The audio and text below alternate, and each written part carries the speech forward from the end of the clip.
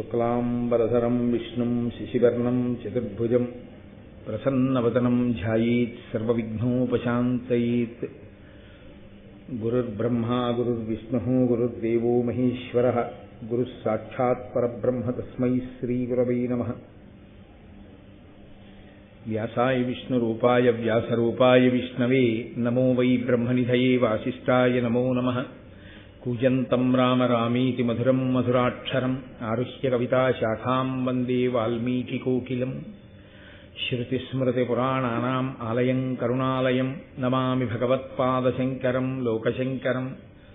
వాగర్ధావివ సంపృక్తౌ వాగర్ధప్రతిపత్తయే జగతః పితరౌ వందే పార్వతీపరమేశ్వరౌ. సూక్తిం సమగ్రయతున స్వయమైవ లక్ష్మీః శ్రీరంగరాజమహిషీమధురైః కటాక్షైః. వైదగ్ధ్యవర్ణగుణకుంభనగౌరవైర్యాం కండూలకర్ణకుహరాः కవయోధయంతి.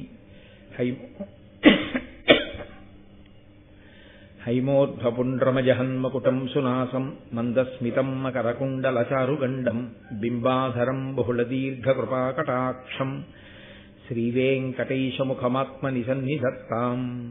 విమలపటీ కమలకుటీ పుస్తకరుద్రాక్షసస్తహస్తపుటీ కామాక్షీ పక్ష్మలాక్షీ కలిత విపంచీ విభాసి వైరించీ మనోజవం మరుతతుల్యవేగం జితేంద్రియం బుద్ధిమతాం వరిష్టం వాతాత్మజం వనరయూధముఖ్యం శ్రీరామదూతం శిరసా నమామి. ఆపదామపహర్తారం దాతారం సర్వసంపదాం లోకాభిరామం శ్రీరామం భూయో భూయో నమామ్యహం. నారాయణం నమస్కృత్య నరం చైవ నరోత్తమం దేవీం సరస్వతీం వ్యాసం తతో జయముదీరయేత్. హరి ఓం. పరమేశ్వర స్వరూపమైన సభకి నమస్కారం.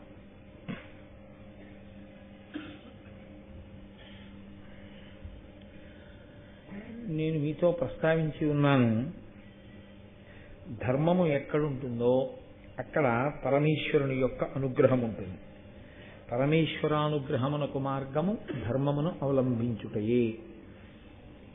పాండవులు ధర్మాన్ని పట్టుకున్న కారణం చేత వారికి ఈశ్వరుని యొక్క పరిపూర్ణమైనటువంటి అనుగ్రహం కలిగింది. ఆ కలిగిన కారణం చేత వారికి ఆపదల నుంచి బయటపడడానికి కావలసినటువంటి సాధనములు అలా సమకూరే. విదురుని వంటి మహాపురుషుడు వారికి ఆనుకూల్యుడై ఆ ధృతరాష్ట్రుడు అతని కుమారులు కలిసి పాండవుల్ని ఎలా లాక్షాగృహమునందు దగ్ధం చేద్దామనుకుంటున్నారు అన్న విషయాన్ని తెలుసుకున్నవాడై ఆ కనకుణ్ణి పంపబట్టి ఆ సొరంగ మార్గంలో వాళ్ళు లక్క ఇల్లు తగలబడిపోయినప్పుడు ఎటువంటి ప్రమాదము లేకుండా బయటపడి ఆ అరణ్యానికి చేరుకున్నారు. చేరుకుని నిద్రపోతున్నటువంటి పాండవుల్ని భీముడు తన మిగిలిన సోదరుల్ని తల్లి అయినటువంటి కుంతీదేవిని చూసి బాధపడుతున్నటువంటి ఘట్టం దగ్గర నిన్న మనం ఆపి ఉన్నాం. ఇంతలో ఆ పక్కనే మద్ది చెట్ల యొక్క పెద్ద ఆ తోట ఒకటి ఉంది. ఆ మద్ది చెట్ల వెనకాతలే ఉన్నాడు రాక్షసుడు. అతని పేరు హిడింబుడు. అతను మహాభారతంలో ఈ ఘట్టం ఆది పర్వంలో చాలా చాలా గొప్ప ఘట్టం, చాలా ప్రత్యేకమైన ఘట్టం. ఎందుకంటే ఈ ఘట్టం భీమసేనుడి వలన రక్షణ పొందడం ఒక ఎత్తు అయితే, ఇది తరువాతి కాలంలో అర్జునుణ్ణి కాపాడింది. అర్జునుణ్ణి ఈ ఘట్టం కాపాడి ఉండకపోతే కురుక్షేత్ర సంగ్రామం ఇంకోలా తిరిగిపోయి ఉండుండేది. అసలు పాండవులకి విజయలక్ష్మి వరించే అవకాశం లేదు. ఇదే పునాది వేసింది అర్జునుడి ప్రాణరక్షణకు. ఈశ్వరుడు యొక్క అనుగ్రహము అంటూ ఉండాలి, కానీ ఆ అనుగ్రహం ఎప్పుడో రావలసినటువంటి ఆపద నుంచి తప్పించడానికి ఇప్పుడే కావలసినటువంటి సంభారములను సమకూరుస్తుంది. ఆయన అనుగ్రహం లేదనుకోండి, ఇప్పుడు బాగుంది అనిపించినటువంటి వర్తమానంలోని సంఘటన భవిష్యత్తులో చాలా ఉపద్రవాన్ని తీసుకొచ్చేదై ఉంటుంది. అది సర్వకాలముల యందు రక్షణ కల్పించేదిగా ఉండాలి అంటే ఒక్క ఈశ్వరుని యొక్క అనుగ్రహము వినా మార్గము వేరొకటి ఉండదు. అందుకే ఆ హిడింబుడు అక్కడే ఉన్నాడు. ఆయన నరమాంస భక్షకుడు, ఆయన మనుష్యుల్ని తింటాడు. అందున నిద్రపోతున్న వారిని తినేయడం అంటే చాలా తేలిక. ఒళ్ళు తెలియకుండా నిద్రపోతున్నటువంటి అన్నదమ్ములు తల్లి అక్కడుండగా భీమసేనుడు ఎక్కడో సరోవరానికి వెళ్ళి మంచినీళ్లు తేవడం కోసమని వెళ్ళాడు. నిజంగా ఈ సమయంలో, ఆ నిద్రపోతున్న సమయంలో ఏ ఉపద్రవం జరగకుండా హిడింబాసురుని యొక్క దృష్టి వాళ్ళ మీద పడకుండా కాపాడిన వాడు ఎవరయ్యుండి ఉండాలి? అక్కడ మన కంటికి కనపడడానికి సాక్ష్యంగా ఎవరూ లేరు, ఇదిగో ఫలానా వాళ్ళు రక్షించారు అని. భీముడు తిరిగి వచ్చి చెట్టు కింద కూర్చుని తాను కూడా నిద్రపోవడం మొదలుపెట్టాడు అనుకోండి. సాధారణంగా లోకంలో ఎలా ఉంటుందంటే, అసలు బడలిక ఎవరు ఎక్కువ పొందారో వాడికన్నా తక్కువ బడలిక పొందినటువంటి వ్యక్తి నిద్రపోతున్నాడు అనుకోండి, దాని ప్రభావం పక్కనున్న వాడి మీద పడుతుంది. అందుకే ఆవలింత కన్నదమ్ములు ఉన్నారు అంటారు. ఒకడు ఆవలించారనుకోండి, పక్క వాళ్ళకి ఆవలింత వస్తుంది. అందుకే మీరు సాధారణంగా చూడండి, ఆర్టీసీ బస్సెస్లో డ్రైవర్కి సమాంతరంగా ఉండేటటువంటి సింగిల్ సీట్లో కూర్చున్న వ్యక్తి ఆవలిస్తున్నా నిద్రపోతున్నా డ్రైవర్లు ఒప్పుకోరు. నువ్వు వెనక్కి వెళ్ళిపోయి కూర్చో అంటారు. ఎందుకంటే వాళ్ళు ఆవలిస్తున్నా, వాళ్ళు నిద్రపోతున్నా ఆ దుష్ప్రభావం డ్రైవర్ మీద కూడా పడుతుంది. కాబట్టి బడలిక ఎక్కువ ఉన్నవాడు తొందరగా నిద్రపోతాడు. అంతగా బడలిపోయినటువంటి భీమసేనుడు మిగిలినటువంటి అన్నదమ్ములు నిద్రపోతున్నటువంటి విషయాన్ని చూసి ఆయన కూడా నిద్రపోయాడు అనుకోండి, అప్పుడు మరీ ఉపద్రవం రావాలి. కానీ భీముడికి నిద్ర రాకుండా చేసి ఏదో కష్టాలు జ్ఞాపకానికి వచ్చి అతను అలా చెట్టు కింద కూర్చుని అన్నదమ్ముల్ని తల్లిని చూసేటట్లు అంతసేపటి వరకు, అతను సరోవరానికి వెళ్లి తిరిగి వచ్చేంత వరకు హిడింబాసురుని యొక్క మనస్సు, ఆయన యొక్క దృష్టి ఈ పాండవుల మీద పడకుండా ఉండేటట్టు ఎవరు కాపు కాశి ఉండి ఉంటారు? ఈశ్వరుడు వినా ఇంకొకడు లేడు. ఈశ్వరుడు ఎందుకు అలా ఆనుకూల్యతా సిద్ధిని అక్కడ కల్పించాలి? ఒక్కటే కారణం, వాళ్ళు ధర్మాన్ని పట్టుకొని ఉన్నారు. ధర్మము అన్న మాటని చాలా జాగ్రత్తగా అర్థం చేసుకోవాలి. ధర్మము, నేను తరచూ మనవి చేస్తుంటాను, ధ్రియతేవా జనయిరితి ధర్మం. ఈశ్వరుడు ఈ పిండాండాన్ని సృష్టించినప్పుడే బ్రహ్మాండమునందు భోగస్థానములను సృష్టించాడు. ఇక్కడ కన్నిచ్చాడు, బయట చూడడానికి కొన్ని అందాలు ఇచ్చాడు, ఓ జలపాతం, పూల తోట, ఇలాంటివన్నీ. ఇక్కడ చెవి ఇచ్చాడు, బయట శబ్దములను ఇచ్చాడు. ఇక్కడ చర్మాన్ని ఇచ్చాడు, బ్రహ్మాండం నుంచి స్పర్శ సుఖాన్ని ఇచ్చాడు. ఇక్కడ నాలుకని ఇచ్చాడు, బయట రుచులు పెట్టాడు. ఇవి పెట్టింది నువ్వు అనుభవించవద్దు అని కాదు. అలా అయితే ఈశ్వరుడు ఒక రకమైనటువంటి పైశాచికత్వం ఉన్నటువంటి వాడు అవుతాడు. మనం ప్రలోభపడేవి, మనం ఇష్టపడేవి మన కన్నుల ఎదుట ఉంచి వీటిని నువ్వు అనుభవించవద్దు అన్నాడు అనుకోండి, అది పైశాచికత్వం. ఈశ్వరుడు అలా ఎప్పుడూ చెప్పలేదు. ధర్మము అన్న మాటకు అర్థం ఏమిటంటే, బ్రహ్మాండములోని సుఖములను ఈ పిండాండము పొందడానికి ఆయన ఒక నియతి ఏర్పాటు చేశాడు, ఒక కట్టుబాటు ఏర్పాటు చేశాడు. నువ్వు ఇలా అనుభవించు, నేనేమీ అనను. ఈ కంటితో చూడు, ఈశ్వర ప్రసాదంగా చూడు. నాలుకతో తిను, సాత్వికమైన పదార్థాన్ని తీసుకుని ఈశ్వరార్పణం చేసి ఒకరికి పెట్టి తిను. చెవితో మధురమైన శబ్దములను విను, భగవత్ సంబంధమైన విషయములను విను తప్ప పనికి మాలినవన్నీ చెవులతో వినవద్దు.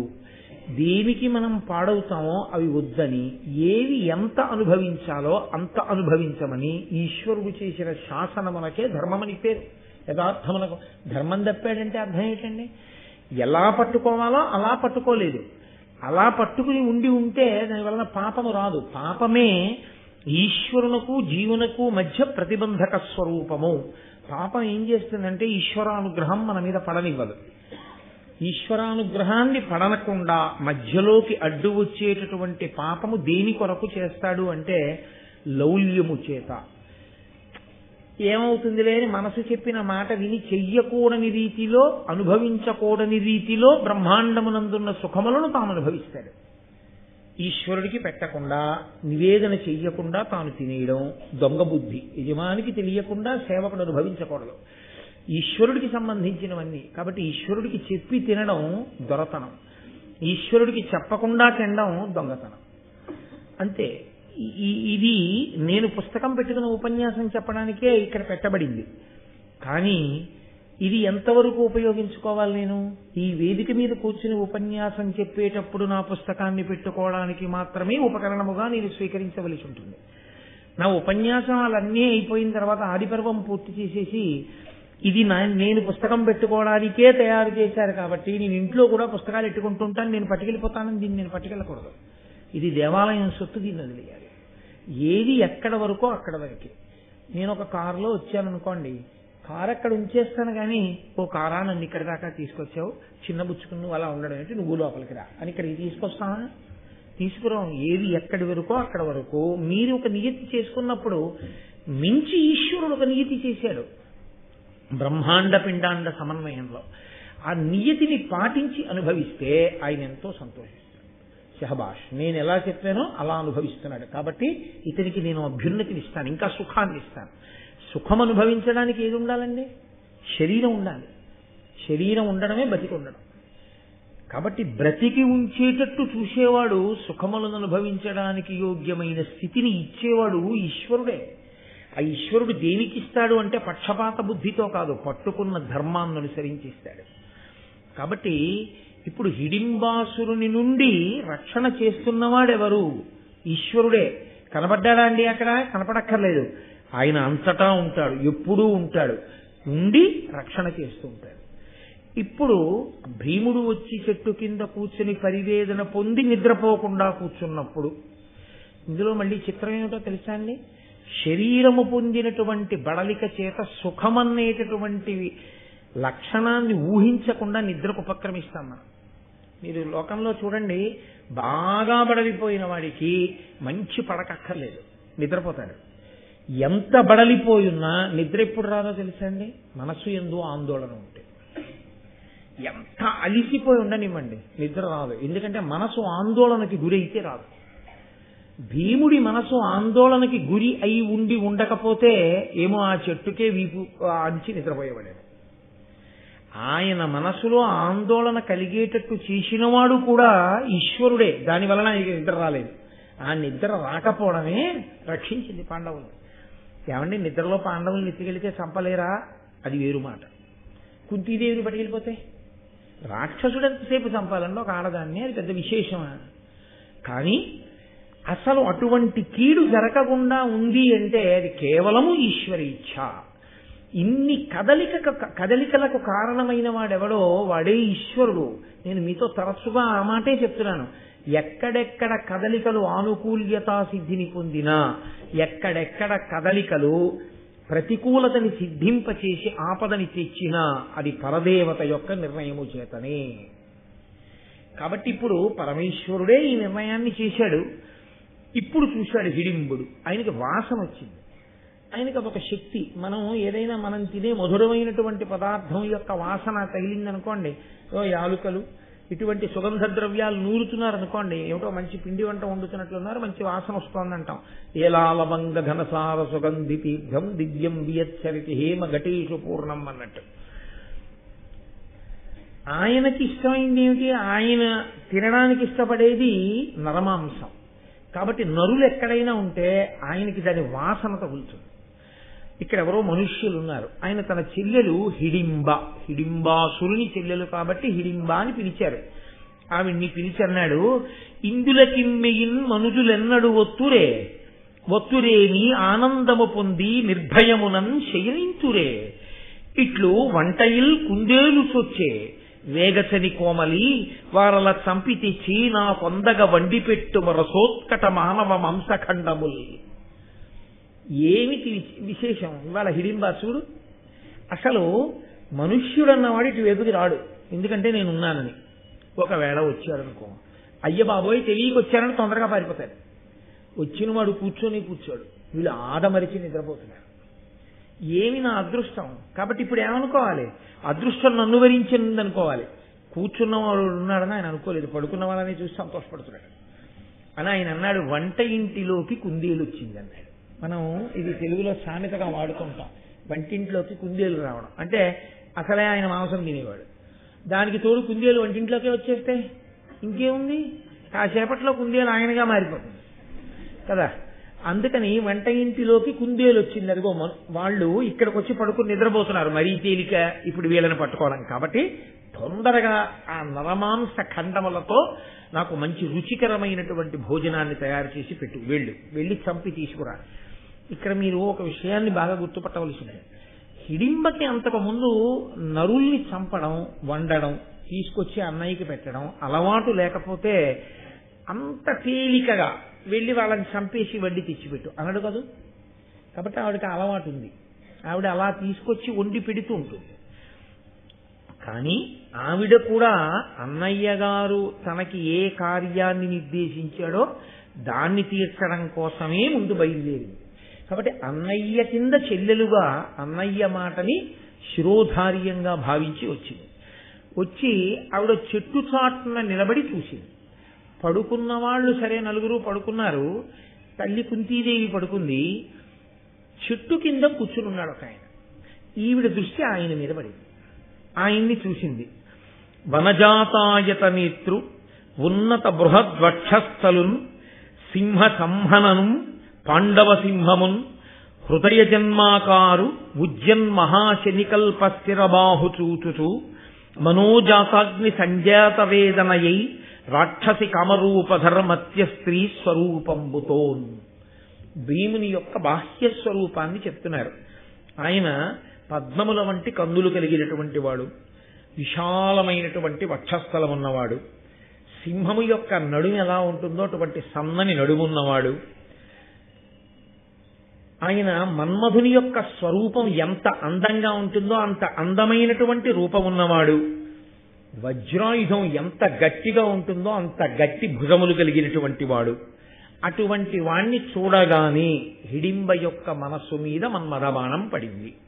పడి నేను రాక్షస స్త్రీ వేషంలో వెడితే ఆయన నన్ను ఆదరించడు అని కామరూపి కనుక తన రూపాన్ని మార్చుకుని మర్త్య స్త్రీ స్వరూపంబుతో మనుష్యకాంత యొక్క రూపాన్ని పొంది చాలా అందగత్తెగా భీముని ముందు నిలబడి రమణి నిజభ్రాతృనియోగము తలపక అప్పుడు భీము కదిసే పతి స్నేహమా కామినులకు బలవంతము తెర నెయ్యములు వేయు తత్సదృశములే. నన్నయ్య గారు ఒక అద్భుతమైనటువంటి మాట ఒకటి వేశారు ఇక్కడ. ఆయన అన్నారు, రమణి నిజ భ్రాతృ నియోగము తలపక అప్పుడు భీము కదిసే. అన్నయ్య దేనికి పంపించాడో ఆ పని నెరవేరుద్దామనే బయలుదేరినటువంటి హిడింబ భీముణ్ణి చూడగానే అన్నయ్య చెప్పిన పనిని కూడా మానసికంగా వదిలేసి ఇప్పుడు ఆమె భీముని పక్షాన చేరిపోయింది. ఇందువలన నన్నయ్య గారు అద్భుతమైన మాట ఒకటి చెప్తున్నారు. పతి స్నేహమా కామినులకు బలవంతము. భర్తని ప్రేమించడం అనేటటువంటిది ఆడవారికి ఉండేటటువంటి సహజమైన లక్షణం. దాని ముందు 1000 స్నేహములు కూడా. స్నేహము అన్న మాటని మీరు కొంచెం జాగ్రత్తగా అర్థం చేసుకోవాల్సి ఉంటుంది. స్నేహము అంటే ఏమిటో తెలుసా అండి? బాగా అర్థం కావాలి అంటే నేను దాన్ని చెప్పాలంటే బీయింగ్ స్టికీ అని. బీయింగ్ స్టికీ అంటే అంటిపెట్టుకుని ఉండుట. అంటిపెట్టుకుని ఉంటే స్నేహం అంటారు. ఎప్పుడూ మనసులో ఆయన గురించి ఏదో ఆలోచిస్తూ ఉంటే, నా మిత్రుడు చాలా మంచివాడని నేను ఎవరో నా స్నేహితుడి గురించి ఆలోచిస్తున్నాను అనుకోండి, నేను ఆయనని అంటిపెట్టుకుని ఉన్నాను అని గుర్తు. ఈ అంటిపెట్టుకోవడం అన్న దానికే ఊడిపోవడం అన్న లక్షణం కూడా ఉంది. అంటుకున్నది ఏదో అది ఊడిపోతూ ఉంటుంది కూడా. చాలా అంటుకుంటాయి, ఒకటంటుకోదు. జీవితంలో అంటుకునేవి ఒక్కటే అంటుకోవాలని లేదు, చాలా అంటుకుంటాయి. అందులో ఈయన నా స్నేహితుడు అంటాను, ఆయన నా స్నేహితుడు అంటాను, ఆయన నా స్నేహితుడు అంటాను. బోళ్ళంతమంది స్నేహితులు అంటే ఇంతమంది నన్ను అంటుకున్నారు. తమ్ముడు అంటుకున్నాడు, అన్నయ్య అంటుకున్నాడు, ఇవన్నీ అంటుకున్నాయి అనుబంధములుగా. ఇవన్నిటికన్నా పెద్దదైపోతుంది ఒక అంటుకోవడం. ఎవరాయనంటే భర్త అన్న ఆ స్నేహభావం అది అంటుకోగానే ఆడది దీన్ని అంటిపెట్టుకుని ఉండడం కోసం మిగిలిన వాటిని విడిచిపెట్టేస్తున్నట్టు కూడా. అందుకు నెలకి 3 వానల్లో ఒక వాన కురిపించమని చెప్పారు.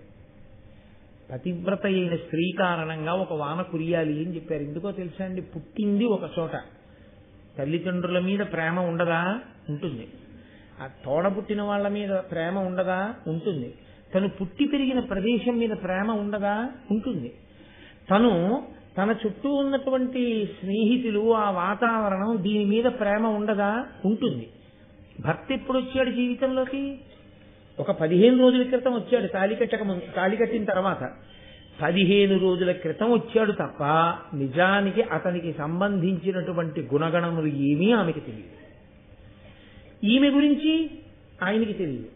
ఇవన్నీ ఎప్పటి నుంచో అంటుకున్నవి.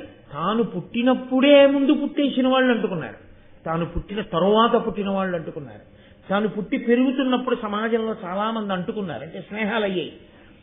ఇన్ని వదిలేసింది. ఏదంటుకున్నందుకు? ఆయన అంటుకున్నందుకు ఇంతమందిని వదిలేసి విమానం ఎక్కి అమెరికా వెళ్తుంది. ఎవరిని చూడాలి ఇప్పుడు? అమ్మ కనపడుతుందా? 2 రోజులు కూతుర్ని విడిచిపెట్టి అమ్మ ఊరెడితే ఫోన్ చేసి అమ్మ ఎప్పుడు వచ్చేస్తావమ్మా, అమ్మ ఎప్పుడు వచ్చేస్తావమ్మా, నాన్నగారండి ఎప్పుడు వచ్చేస్తారండి అనే పిల్ల అలా అనదు. ఈమె ఎలా వదిలేసింది అంత తేలిగ్గా? తండ్రిని ఎలా వదిలేసింది, తల్లిని ఎలా వదిలేసింది, తోబుట్టువుల్ని ఎలా వదిలేసింది, ఉన్న ఊరిని ఎలా వదిలేసింది, స్నేహితులను ఎలా వదిలేసింది.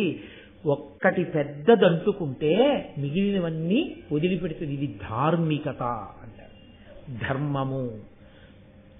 భార్య, ఆమె ధర్మపత్ని, ఆమె ఎందు ధార్మికత ఉన్నది అన్న మాటకు అర్థం ఏమిటో తెలుసండి? ఆయనకు భార్యగా స్నేహం అంతే తప్ప ఇక ఆ స్థానంలోకి ఇంకోళ్ళు రారు. అన్నయ్య స్థానంలోకి చాలా మంది వస్తారు. తోడబుట్టినవాడే అయి ఉండక్కర్లేదు, మీరు మా అన్నయ్య గారు లాంటి వారండి అంటారు అని అన్నయ్య గారని పిలుస్తారు. అన్నయ్య గారిని పిలిచిన తర్వాత అన్నయ్య లాంటి వాడే. తమ్ముడు గారు అంటారు, తమ్ముడు గారు లాంటి వారే. మా తండ్రి గారు లాంటి వారు అంటారు, బాబాయ్ గారు అంటారు, పెదనాన్నగారు అంటారు. మీరు మామయ్య గారు లాంటి వారిని మామయ్య గారు అంటారు. కానీ ఒక్క స్థానంలో మాత్రం ఆ స్థానంలో ఒక్కడే ఉంటాడు, భర్త ఒక్కడే. ఆ స్థానం యొక్క గొప్పతనం అంతే. ఆ అంటుకోవడం అదే పెద్ద అంటుకోవడం. ఆయన పక్కన ఉండనివ్వండి, దూరంగా ఉండనివ్వండి, ఎక్కడున్నా నేను ఆయన సొత్తు, ఆయనకు చెందినదానని ఆ భావన ముందు మిగిలిన భావాలు వదిలిపెట్టేస్తుందంతే. అది సహజంగా ఆడపిల్ల యందు ఉన్నది. అది ఉన్నది కాబట్టే ధర్మం నిలబడింది ఈ దేశంలో. అందుకే భోగకాంతగా స్వీకరించరు, ధర్మపత్నిగా స్వీకరిస్తారు. అంటే మీరు ఈ నన్నయ్య గారు చెప్తున్న ఈ పద్యంలో ఒక అపురూపమైన విషయాన్ని ఆయన ప్రవేశపెట్టారు. మనకి ఇప్పటి వరకు ఏం తెలుసంటే, హిడింబాసురుని చెల్లెలు అంటే హిడింబ చాలా పెద్ద రాక్షసి. ఆమె నరమాంసం తింటుంది, అన్నయ్యకి నరమాంసం పెడుతుంది. ఆమె భీముణ్ణి పాండవుల్ని చంపి తీసుకెళ్ళడానికి వచ్చింది. కాబట్టి ఇప్పుడు ఆమె భీముని యందు కామం కలిగి ఒకవేళ రూపాన్ని మార్చుకున్నా ఆమె బుద్ధి అంత మంచిది కాదేమో అన్న అనుమానం ఒకటి మనలో ఉండిపోతుంది కదా. నన్నయ్య గారు ఎంత గొప్ప పద్యంతో నివృత్తి చేస్తున్నారో చూడండి. ఆమె పతిభావమును పొందింది, ఆడది ఇలాంటి భావాన్ని పొందితే మిగిలినవి వదులుతుంది కదూ అన్నారు ఆయన. అంటే ఇప్పుడు ఆమె కామము ధార్మికమా, ఆమె కామము కేవలము భోగానురక్తియా? ఒక రాక్షస స్త్రీ స్వభావంతో పుట్టినది రాక్షస స్త్రీగా, కానీ ఆమె కోరుతున్నది భీముణ్ణి పతిగా. అంటే ఒకవేళ భీముడు కొంతకాలమే ఆవిడితో ఉండి వెళ్ళిపోయినా, కొంతకాలము ఉండి వెళ్ళిపోయిన కారణం చేత భీముణ్ణి తన కడుపున మోసి కొడుకుగా కంటుంది. ఆమెని పత్ని అంటారు. యజ్ఞంలో పక్కన కూర్చుంటుంది. భీముణ్ణి కడుపున మోసి భీముణ్ణి కొడుకుగా కంటుంది. అందుకని భీమ తేజస్సే భీమబలమే ఘటోత్కచ బలం. అలా కంటుంది. ఆ తర్వాత ఇంకా ఆమెకి భోగం అక్కర్లేదు. ఆమె నేను భీముని పత్నిని అని శేష జీవితం గడిపేస్తుంది. ఎలా గడిపేస్తుంది? చాలు, భీముని ప్రతిరూపం నాకు కొడుకుగా దొరికాడు, అతని లాలనలో పాలనలో ఆమె గడిపేయగలదు. ఆమెకి భర్త పక్కనే ఉండాలని కూడా లేదు. ఒక రాక్షస స్త్రీ పుట్టుక చేత లోపల పట్టుకున్న ధర్మం అంత గొప్ప ధర్మం. ఇది ఆమె మనస్థితికి కితాబ్. ఆమె ఎంత గొప్ప స్త్రీగానో పరిచయం చేస్తున్నారు. ఎందుకో తెలుసా అండి? దీని వెనకాతల ఒక కారణం ఉంది. హిడింబ ఇప్పుడు కానీ భీముడిని పెళ్లి చేసుకోవడం అంటే భీముడికి భార్య అయితే పాండురాజు గారికి వచ్చిన మొట్టమొదటి కోడలు. ఆమెకి కొడుకు ముందు పుడతాడు. ఆమెకి కొడుకు పుడతాడు కాబట్టి పాండురాజు యొక్క కుమారులైన పాండవులలో మొట్టమొదటి మనవడు కుంతీదేవికి హిడింబ వల్లే పుడతాడు. అటువంటి వంశాంకురం పుట్టే ముందు ఏ దైవము పడుకున్న వాళ్ళని రక్షించిందో ఆ దైవము ఒక పనికిమాలిన కాంతని భీముని పక్కకి ఎందుకు తీసుకొస్తుందండి? పైగా ఇటువంటి కాంతని తీసుకొస్తోంది అంటే భావిలో ఏదో గొప్ప రక్షణ జరగాలి కదా. కాబట్టి ఎన్నిటిని ఈశ్వరుడు సమకూరుస్తున్నాడు. ఒక రాక్షస స్త్రీ యందు ఎంత ధర్మం ఉన్నదో, ధర్మం అన్నది ఉండాలి కానీ ఉపాధి ఏది అన్నదాంతో సంబంధం లేదు. ధర్మం ఒకటి ఉంటే మీరు ప్రస్తుతి చేయవలసిందే, మీరు పొగడవలసిందే తప్ప జాతిని చూసి రాక్షస స్త్రీగా పుట్టింది కాబట్టి ఆవిడ ఎంత ధార్మికంగా ఉన్నా మేము భీముడికి భార్యగా ఒప్పుకోం అని తీర్పు చెప్పడానికి అంగీకార యోగ్యము కాదు. అంతే. ధర్మమే ప్రధానము. ఇతిహాసమైనటువంటి భారతం, పంచమవేదమైనటువంటి భారతం ధర్మాన్ని అంత గొప్పగా చూపిస్తుంది. కాబట్టి అటువంటి హృదయంతో ఆమె వచ్చి నిలబడి ఉంది. ఇప్పుడు ఆమె భీముడికి సమీపంగా వెళ్ళింది. వెళ్ళి భీముడితో అంది, పతివైన నిన్ను చేకొని మా ఎన్న ఎగ్గు చెయ్యక కాచున్, మరి నీవా పతివి గుణాకరా ఈ జన్మమున మహాస్నేహమునన్. ఎంత పెద్ద మాట వేసిందో చూడండి. నువ్వు నాకు పతివైతే, భర్తవైతే నిన్ను మా అన్నయ్య చంపేయడు. మిగిలిన వాళ్ళ సంగతి అలా ఉంచు, నిన్ను చంపడం ఎందుకని అంటే నా బావగాడు చెల్లెలి మొగుడు, అందుకని వదిలేస్తాడు. నా పసుపు కుంకాలు తుడిచేయుడుగా అన్నయ్య అయ్యుండి, అందుకని నీ జోలికి రాడు. నువ్వు మరి నీవ పతివి గుణాకరా ఈ జన్మమున మహాస్నేహమునన్, ఈ జన్మకంతటికి నువ్వే నా పతివి అన్నాడు. రాక్షస స్త్రీల లక్షణం ఎలా ఉంటుందంటే ఒకరిని భర్తగా స్వీకరించి ఆయన శరీరం పడిపోయినా సరే వాళ్ళకి అందంగా కనపడితే ఇంకో పురుషుడి దగ్గరికి వెడతారు. రామాయణంలో శుభ్రణకను చూడాలా మీరు? రాముడి దగ్గరికి వెళ్ళాలా? కానీ ఈమెంటోంది, నేను అటువంటి దానిని కాను, నేను గుణాకర గుణములకు సముద్రము వంటి వాడా, నేను నిన్ను చూశాను, మన ఇద్దరి మధ్య స్నేహం ఆజన్మ అంతరం. నేను ఈ జన్మ ఉన్నంత వరకు, జన్మ అంటే ఈ శరీరం, ఈ శరీరము పుట్టింది, మళ్ళీ ఈ జన్మ పోయిందన్న ఎప్పుడు? ఈ శరీరం పడిపోయినప్పుడు. ఈ శరీరం ఉన్నంత కాలము ఈ శరీరము నీకే భార్య తప్ప వేరొకరికి భార్యను నేను కాను, నీకే భార్యను అంతే.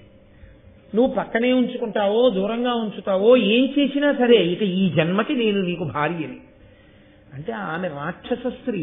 ఆమె ఎంత ధర్మం మాట్లాడిందండి, ఎంత గొప్ప ధర్మాన్ని ఆవిష్కరించింది అని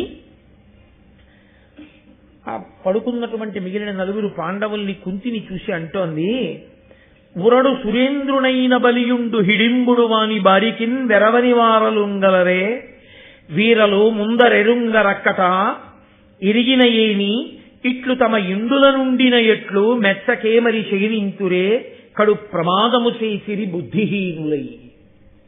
ఏమిటో వాళ్ళ ఇంట్లో ఉన్నట్టు పడుకున్నారు. చూడండి, మనం ఈ మాట ఎక్కువ వాడుతుంటాం, మా ఇంట్లో ఉన్నట్టుందండి అంట. ఏమిటి మా ఇంట్లో ఉన్నట్టు? మా ఇంట్లో ఉన్నట్టు అన్నది మానసిక భావన. మీరు బాగా గుర్తుపెట్టుకోండి. ఇప్పుడు ఏదో పై ఊరు వెళ్ళారు, ఎక్కడ ఉపన్యాసాలు చెప్పడానికి, వాళ్ళు మీకు చేసిన లోటు ఏం లేదు. శుభ్రంగా ఏసీ రూమ్ ఒకటి ఇచ్చారు, శుభ్రంగా అయ్యా అర్చన చేసుకుంటారా అన్నారు, కొబ్బరికాయ తెచ్చారు, పువ్వులు తెచ్చారు, అభిషేకం చేసుకుంటారా అన్నారు, ఆవు పాలు తీసుకొచ్చారు, పూజ అయ్యాక చెప్పండి గుళ్ళోకి తీసుకెడతా ఉన్నారు, సాయంకాలం ఉపన్యాసం చెప్పండి అన్నారు. ఏం చెప్తే అదే విన్నారు. ముప్పొద్దులా మీకు ఏం కావాలో అది వండి చక్కగా వంట బ్రాహ్మణ్ణి పెట్టి మీకు అన్ని వండించి పెట్టారు. ఓ 10 రోజులు ఉపన్యాసాలు చెప్పాక అబ్బాయి ఇంటికి వెళ్తే బాగుండండి అంటాం. ఏమి ఎందుకు? ఇంట్లో ఏసీ ఉందా, ఇంట్లో ఇలా వంట బ్రాహ్మణులు ఉన్నారా, ఏమి ఎందుకు ఇంటికి వెళ్ళిపోవడం? నా భావన, నాది అంతే. కరెంటు లేకపోతే పేడాపోయేది, ఉత్తరీయం గుండెల మీద వేసుకుని విసిరికర్రెట్టి విసురుకుంటూ పడుకుంటే చాలు, నిద్రపడుతుంది. నాదన్న భావన యందు సౌఖ్యం ఉన్నది. వీళ్ళు నా ఇల్లు అన్నట్టు పడుకున్నారు అడవిలో. ఇది హిడింబాసురుడి ఇల్లు, ఆయన ఉండే స్థానం. ఏమిటో ఇంత ఆదమరిచి నిద్రపోతున్నారు. ఇంద్రుడే వచ్చినా ఈయనతో యుద్ధం చేయడానికి భయపడతాడు, హిడింబాసురుడితో, మా అన్నయ్యతో. వీళ్ళు ఇలా నిద్రపోతున్నారు. ఏమనాలి వీళ్ళని? బుద్ధిహీనులై. వీళ్ళు బుద్ధిహీనులు, ఎక్కడ ఎలా నిద్రపోవాలో తెలియని వాళ్ళు, ఇంట్లో పడుకున్నట్టు పడుకున్నారు. అది అని ఆవిడంది, పాండవులు మిగిలిన వాళ్ళ సంగతి అలా ఉంచు, నిన్ను నేను దూరంగా తీసుకెళ్లిపోతాను, మా అన్నయ్యకి తెలియకుండా. మన ఇద్దరం వివాహం చేసుకుని సంతోషంగా క్రీడించి జీవితాన్ని గడుపుదాం, మా అన్నయ్యకి తెలియకుండా. అంటే భీముడు అన్నాడు, విను బేల, ఇట్టి కష్టుడు తన పురుష గుణంబు సెడగ తల్లిని తో ముట్టిన వారి విడిచి రాగంబున చపల స్త్రీ సుఖంబు పొందుని చెప్పుమా. భీముడు నిజానికి హిడింబ యొక్క హృదయంలో ఉన్న ఔన్నత్యాన్ని అర్థం చేసుకోవడంలో పొరపాటు పడ్డాడు. ఆయన అన్నాడు, చపల అని కదన్నాడు, చాంచల్యమైనటువంటి మనసున్నదానా, ఇప్పుడు నీకు నా యందు అనురక్తమయ్యావు కాబట్టి నీవు నాతో కలిసి వచ్చేస్తానంటున్నావు.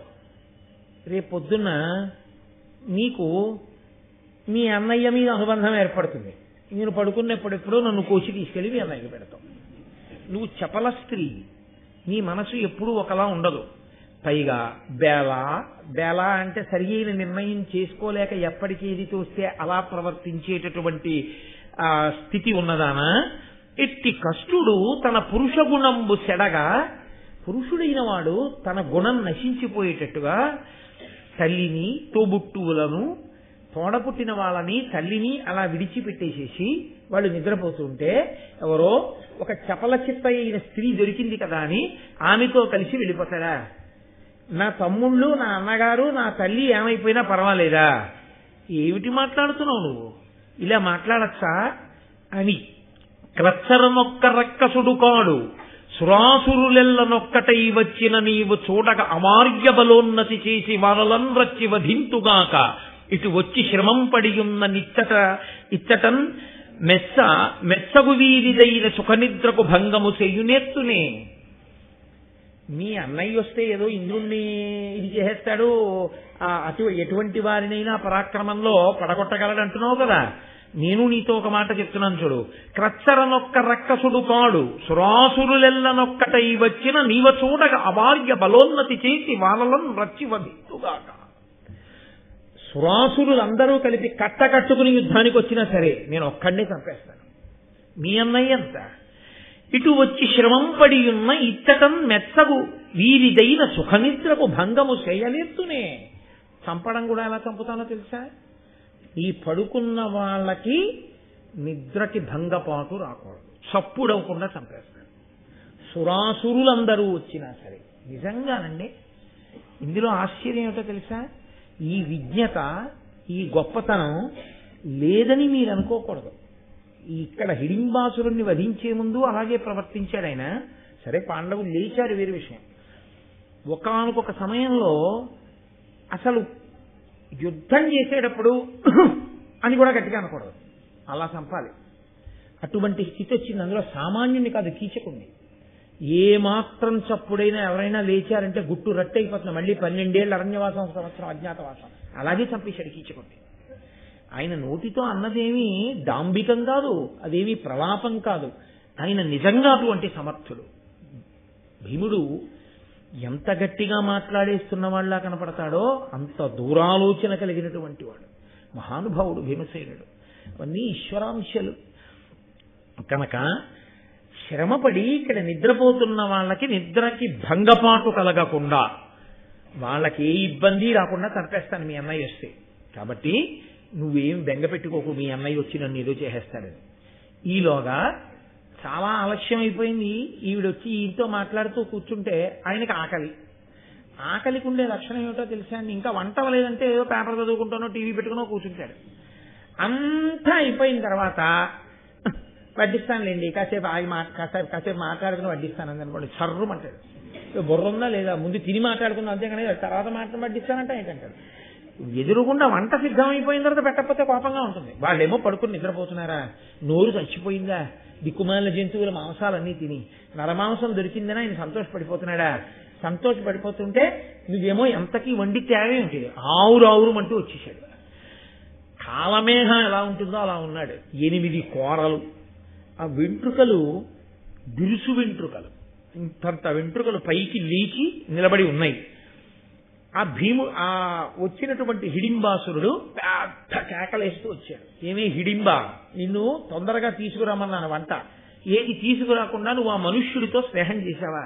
మనుష్యులతో కలిసిపోయావా? కలిసిపోయి వాడితో మాట్లాడుతున్నావా? ఉండు, నీ పని పడతాను, వీళ్ళతో పాటు నిన్ను చంపేస్తానన్నాడు. అది రాక్షసత్వం అంటే. రాక్షసత్వం అన్న మాటకు అర్థం ఏంటంటే వాడి సుఖం కోసం అవతల వాళ్ళ యొక్క సుఖాన్ని కించిత్ కూడా ఆలోచించడు. కించిత్. ఇదే కదా సుందరకాండలో సీతమ్మ మాట అంటుంది, రాక్షసత్వము అన్న మాటకి రావణాసురుడి యొక్క అవధిలేనితనం ఏమిటంటే చచ్చిపోతానంటే చచ్చిపోవడానికి కావలసిన కత్తి కూడా విషయం ఇవ్వడం, బతుకుదామంటే తాను కోరుకున్నట్టు బతకనివ్వడం, రాముడి దగ్గరికి వెళ్ళనివ్వడు. ఇదే రాక్షసత్వం అంటే. కాబట్టి ఆ హిడింబాసురుని యొక్క ఉద్ధతి ఎటువంటిదంటే ఆయన చెల్లెల్ని కూడా చంపేస్తాడు ఇప్పుడు. కాబట్టి ఇప్పుడు ఆమె గబగబా వెళ్ళి ఆ భీమసేనుడి చాటును దాక్కుంది. వచ్చి ఆ చాటును దాక్కుని ఉండగా ఆయన యుద్ధానికి వచ్చాడు. భీముడు అన్నాడు, ఇక్కడ గట్టిగా మన ఇద్దరం యుద్ధం చేసి మళ్ళా యుద్ధం చేసి నేను పొడిచి నువ్వు నన్ను పొడిచి మనం అరిస్తే వీళ్ళు లేస్తారు, బాగుండదు. కాబట్టి దూరంగా పోయి యుద్ధం చేద్దాం. వాడు వింటాడా? వాడు వచ్చి మీద పడ్డాడు. నన్నయ్య గారు అన్నారు, చాలా చిన్న జంతువు ఒకటి దొరికింది అనుకోండి, చాలా చిన్న జంతువు దొరికితే సింహం దాన్ని పట్టుకెళ్ళిపోవలసి వచ్చింది అనుకోండి, అసలే సింహం అది. ఆ సింహం ఏనుగు దానికి దున్నపోతు దొరికితే కాళ్ళతో తంతు నోట పట్టుకుపోతుంది. అది అంత బలమైనటువంటి ప్రాణి సింహం అంటే. అటువంటి సింహం ఓ కుందేలు దొరికింది అనుకోండి, దాన్ని ఆ కుందేలు పట్టుకెళ్ళడం దానికి పెద్ద లెక్క ఏంటి? అలా ఇలా పట్టుకెళ్ళదు. మళ్ళీ దాని డొక్కల దగ్గర నోట కరచి పట్టుకుని గిలగిల గిలగిల అది కొట్టుకోవాలి. కానీ ఇది మాత్రం ఏవి కదలకుండా చక్కగా అలాగే నోట పట్టుకుని పరిగెత్తుకుంటూ వెళ్ళిపోతుంది. అలా ఒక చిన్న ప్రాణిని సింహం తన నోట పట్టుకుని ఎలా తీసుకుని వెళ్ళిపోతుందో అలా భీమసేనుడు ఆ హిడింబాసురుణ్ణి ఒడిసి పట్టి దూరంగా ఈడ్చుకుపోయి అక్కడ అతనితో కలిసి మల్ల యుద్ధం చేస్తున్నాడు. మల్ల యుద్ధం చేసి అతన్ని చంపే ప్రయత్నం చేస్తున్నాడు. ఈ హిడింబ దూరంగా వీళ్ళ దగ్గర నిలబడింది. ఈ పాండవులు ఆ చప్పుడికి లేచారు. కుంతీదేవి కూడా లేచింది. వాళ్ళు లేచినప్పుడు వాళ్ళకు ఒక విషయం స్పష్టంగా కనపడింది, భీముడు ఎవరో రాక్షసుడితో యుద్ధం చేస్తున్నాడు. కాబట్టి అర్థమైపోయింది, ఓహో మనం నిద్రపోయాం, ఈయన లేచున్నాడు, వాడు వచ్చాడు, ఈయన కొడుతున్నాడు, కాబట్టి వాడు చచ్చిపోతాడు.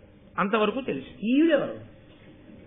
రాక్షస స్త్రీ అయితే అటు భీముడి మీద అన్నా పడాలి, మానవ స్త్రీ అయితే ఆమెను ఎప్పుడూ ఆయన హిడింబాసురుడు ఎత్తుకుపోయి ఉండాలి. ఈవిడ ఉన్నదేమో మానవ స్త్రీగా ఉంది, నిలబడింది వీళ్ళ దగ్గర నిలబడింది. భీముడేమో రాక్షసుడితో యుద్ధం చేస్తున్నాడు. అసలు వీళ్ళే అరణ్యంలోకి రావడం విచిత్రం అనుకుంటే ఇంత అందమైన మానవకాంత ఒక్కటి అరణ్యంలోకి ఎలా వచ్చి నిలబడింది ఇక్కడ? ఇంతసేపు ఎవరిని పిలవకుండా ఎందుకు నిల్చున్నట్లు? ఇది వాళ్ళకి ఆశ్చర్యకరమైనటువంటి విషయం. ఇప్పుడు ముందు కుంతి అడిగింది, ఎవరు నువ్వు, ఏమిటి ఆ యుద్ధం, ఎందుకు నిల్చున్నావు అని అడిగింది. అడిగితే ఆవిడంది, నీల జీమూతంబులీల నాక్షేపించి నల్లలై తోతించు నల్ల గృహము గల హిడింబుడను బలితంపు రక్కసు చెలియల ఆతండు వెలయ మీకు రోయక అహితంబు సేయనన్ పంచిన తనుదించి ఏను మీ తనయునందు బతి బుద్ధి కాల్చి యుద్ధత మన్మధార్తనై మసలిన అసుర వచ్చి అలిగి మీ తోడ నన్నును కలయబట్టి బృంగనున్న అయ్యసురతోడంకడంగి మల్ల యుద్ధంబు చేయుచు అల్ల చోటనున్నవాడు మీ సుతుడు దర్పోన్నతుండు. ఇది ఎలా ఉంటుందంటే, ఏదైనా మనకి తెలియని విషయాన్ని అయోమయంగా ఉన్నప్పుడు అడిగామనుకోండి, ఏమిటండి ఇలాగా అని, అక్కడ ఉన్నవాళ్ళు గబగబగోవ దీర్ఘవాక్య నిర్మాణం చేసేస్తూ జరిగిన వృత్తాంతాన్ని అంతటినీ గుక్క తిప్పుకోకుండా చెప్పేశారనుకోండి, అంటే గబగబా చెప్పేయాలన్న సందట్లో అది ఎలా ఉంటుందో హిడింబ చెప్పడం అలాగే చెప్పింది. పద్యం అలాగే పడింది. అంటే హిడింబ ఆ సమయంలో ఎలా మాట్లాడాలో అలాగే నన్నయ్య గారి ఘంటం కదిలింది అంతే. అది మహానుభావులైనటువంటి వారి రచనా విధానం అది. అంతేగాని ఇప్పుడు ఆ భీముడిని వర్ణించి, హిడింబాసురుణ్ణి వర్ణించి, ఆయన గుహని వర్ణించి, ఆయన జీవితాన్ని వర్ణించి ఇవన్నీ చేస్తే సోది చెప్పినట్టు ఉంటుంది. ఆపత్కాలమునందు ఎలా మాట్లాడతారో అలాగే మాట్లాడింది. కాబట్టి ఆవిడండి, ఇదిగో ఆ నల్లగా ఉన్నాడే భీముడితో యుద్ధం చేస్తున్నవాడు ఆయనే మా అన్నయ్య హిడింబాసురుడు. అదిగో అక్కడ కనపడుతున్న ఆ పెద్ద నల్లటి ఇల్లు ఉందే అదే మా ఇల్లు, నేను ఆయన చెల్లెల్ని. ఇక్కడ మీరందరూ పడుకోవడం చూసి నరమాంసం దొరికింది, వెళ్ళి వాళ్ళని చంపి వండి పట్టుకురా తినేద్దామన్నాడు. నేను కూడా అందుకే వచ్చాను. తీరా వచ్చి చూసిన తర్వాత మీ అబ్బాయి భీమసేనుడి మీద నా మనసు నిలబడింది. మన్మథజ్వరానికి లోనైన దాననై భీమసేనుడితో నేను చెప్పుకుంటుండగా మా అన్నయ్యకి కోపం వచ్చి నన్ను మిమ్మల్ని కూడా తినేస్తానని వస్తే భీమసేనుడితో మీకు నిద్రాభంగం అవుతుందని దూరంగా తీసుకుపోయి అక్కడ మల్ల యుద్ధం చేస్తున్నాడు. కొంచెం సేపట్లో మీ అబ్బాయి మా అన్నయ్యని చంపేస్తాడు. ఆవిడ తెల్లబోయింది. ఎందుకు తెల్లబోయిందో తెలుసా అండి? అబద్ధం చెప్పలేదు. రాక్షస స్త్రీ అంటే, రాక్షసుడు అంటే ఎప్పుడో తప్ప నిజం చెప్పని వాళ్ళు. ఈవిడ ఎక్కడా అబద్ధం చెప్పలేదు. అసలు నిజంగా ఆ మాట అనగానే ఏ అర్జునుడో పీకట్టుకున్నాడు అనుకోండి, అమ్మా అయితే మమ్మల్ని వండేయడానికి వచ్చిందని కానీ నువ్వని ఆవిడ భయపడలేదు. ఆవిడ ఉన్న నిజం ఉన్నట్టు చెప్పింది. నేను హిడింబాసురుడి చెల్లేను, నా పేరు హిడింబ, నేను మిమ్మల్ని వండి పట్టుకుపోదామని వచ్చాను, అదిగో మీ అబ్బాయిని చూసి కామార్తన అయ్యాను, మాట్లాడుతున్నాను, మా అన్నయ్య వచ్చాడు, నన్ను కూడా చంపేయబోయాడు, మీ అబ్బాయి అదిగో వాడిని దూరంగా పట్టుకుపోయి యుద్ధం చేస్తున్నాడు, నేను మీ దగ్గర నిల్చున్నాను, మీరు లేచారు, నన్ను అడిగారు, నేను చెప్పాను. ఏమైనా అబద్ధం ఉందా? అంటే ప్రత్యేకంగా మళ్ళీ మళ్ళీ చెప్పక్కర్లేదు. మీరు పాత్రని పరిశీలనం చేస్తే ఇప్పుడు మీకు ఒక విషయం అర్థమవుతుంది.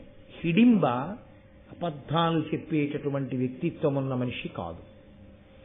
ఆమె యుద్ధం అంటూ జరుగుతున్నప్పుడు మీరు ఒక విషయాన్ని గమనించండి, జయాపజయములు విధి నిర్ణీతములు. అంత బలం ఉన్న రామరాయలు వారు చచ్చిపోయాడు తల్లికోట యుద్ధంలో. ఏం చెప్పగలం? అభిమన్యుడు చనిపోలా, ఘటోత్కచుడు చనిపోలా. యుద్ధం అన్న దాంట్లో ఎటైనా ఉంటాయి. అంత గొప్ప బలం ఉన్నటువంటి వాడు గంధర్వుడి చేతిలో ఆ విచిత్ర వీర్యుడు చనిపోలా. అలా లోకంలో చిత్ర విచిత్రమైన పరిస్థితులు ఉంటాయి. కాబట్టి ఇప్పుడు ఒకవేళ భీమసేనుడికి ఏమైనా అయితే, నేను రాక్షసుడి చెల్లెల్ని అని చెప్పేస్తే వీళ్ళు నన్ను చంపేస్తే, అందుకని కొంత చెప్పి కొంత చెప్పకుండా ఊరుకోవచ్చు కదా. ఆవిడ అలా చెప్పలేదు, ఆవిడ ఉన్నది ఉన్నట్టు చెప్పింది. అంటే ఇప్పుడు ఆవిడ త్రికరణ శుద్ధిగా వాళ్ళతో బంధుత్వాన్ని కోరుతోంది. అంటే వాళ్ళు అంగీకరించలేదు, కానీ ఆవిడ ఆ ఇంటి కోడలైపోయింది. కాబట్టి మా అత్తగారు, మా బావగారు, మా మరుదులు, వాళ్ళకి నేను అబద్ధాలు ఆడడం ఏంటి, నేను ఉన్నది ఉన్నట్టు చెప్పేయాలి. ఇప్పుడు నేను హిడింబాసురుడికి శత్రువుని తప్ప నేను వీళ్ళకి శత్రువుని కాను, నేను వీళ్ళింటి కోడలని ఆవిడ మనసు నిలబడిపోయిందంటే. ఇది ఒక రాక్షస స్త్రీ యందు ఇంత రుజుత్వం ఉండడం, ఇటువంటి స్త్రీ అక్కడ కనపడడం పాండవులకు ఏదో గొప్ప మేలు జరగబోతోంది అనడానికి సూచన. అప్పుడు వెంటనే ముందు అర్జునుడు ఏం చేశాడంటే, ఇంకా మిగిలిన లొల్లి ప్రశ్నలు మొదలట్లేదు. ఈ లోకంలో ఇలాంటి సందర్భంలో ఏమవుతుందంటే, ఆవిడ ఎంత సంక్షిప్తంగా చెప్పిందో దాని యొక్క పవిత్రతని అర్థం చేసుకోవాలి తప్ప ఇంకా గుచ్చి గుచ్చి ప్రశ్నలు వేసే ప్రయత్నం చేయకూడదు. ముందు జరుగుతున్న కార్యాన్ని చూడాలి. అక్కడ యుద్ధం చేస్తున్నాడు. గబగబా అర్జునుడు భీముడి దగ్గరికి వెళ్ళి అన్నాడు, ఇది పూర్వ సంధ్య, తెల్లవారుతోంది. తెల్లవారే సమయంలో బ్రాహ్మీ ముహూర్తానికి ముందు రాక్షసులకి ఆనుకూల్యమైన కాలం ఏర్పడుతుంది, రౌద్రమైన కాలం. ఆ కాలంలో రాక్షస బలం ఎక్కువగా ఉంటుంది. ఆ ముహూర్తం కాని ఉన్నదో ఆ సమయంలో రాక్షసుడి బలం పెరుగుతుంది. కాబట్టి అది రాకుండా నువ్వు వీడిని చంపేసేయి తొందరగా అన్నాడు. కాబట్టి భీముడు వెంటనే తొందరపడి వాణ్ణి పట్టుకుని ఎత్తి 100 మార్లు గిర్ర గిర్ర గిర్ర గిర్ర తిప్పి వెన్నుపాము మీద ఒక్క దెబ్బ కొట్టాడు. కొట్టేటప్పటికీ లావు సెడగ ఇట్లు వీవంగపడి గతచేష్టుడైన అసురు చిక్కపట్టి నేలబెట్టి వాని కోలెమ్ము బ్రల్లన వీల్చి నడుము త్రుంచి నీచి వేయిచే. గిర్ర గిర్ర గిర్ర గిర్ర తిప్పి కింద పారేసి నేల మీద పడుకోబెట్టి నడుం దగ్గర ఒక కాలు పెట్టి తొక్కి ఒక్క దెబ్బ కొట్టేటప్పటికి ఆ వెన్నుపం పలక్కని విరిగిపోయింది. ఆ నడుం విరిగిపోయినటువంటి వాడిని పట్టుకుని ఏదో ఇలా తిప్పి ఇలా తుంపేస్తే తెగిపోయేది ఎలా తెగిపోతుందో అలా నడుము దగ్గర ఇలా తిప్పి 2 ముక్కల కింద తుంపేసి విసిరబారేశాడు. నడుం దగ్గర ముక్క ఓవేపుకి, నడుం పైన ముక్క ఓవేపుకి విసిరి బారేసి మళ్ళీ ఆ ముహూర్తం రాకుండా తప్పమన్నా తప్పించారు అని ఆయన తిరిగి వచ్చేసాడు. అది భీమబలం అంటే అలా ఉంటుంది. అది సామాన్యమైనటువంటి బలం కాదు. అది అంటుంది కుంతి ఎదరొక సన్నివేశంలో. కాబట్టి ఇప్పుడు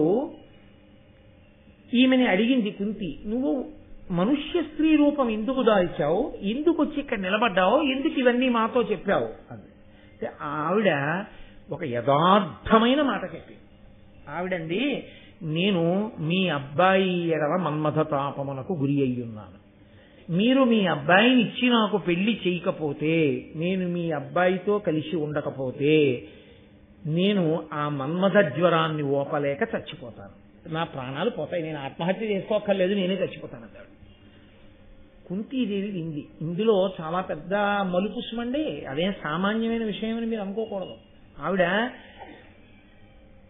చాలా స్పష్టంగా త్రికరణ శుద్ధిగా స్వచ్ఛమైన హృదయంతో ఉన్నది ఉన్నట్లు మాట్లాడింది హిడింబ.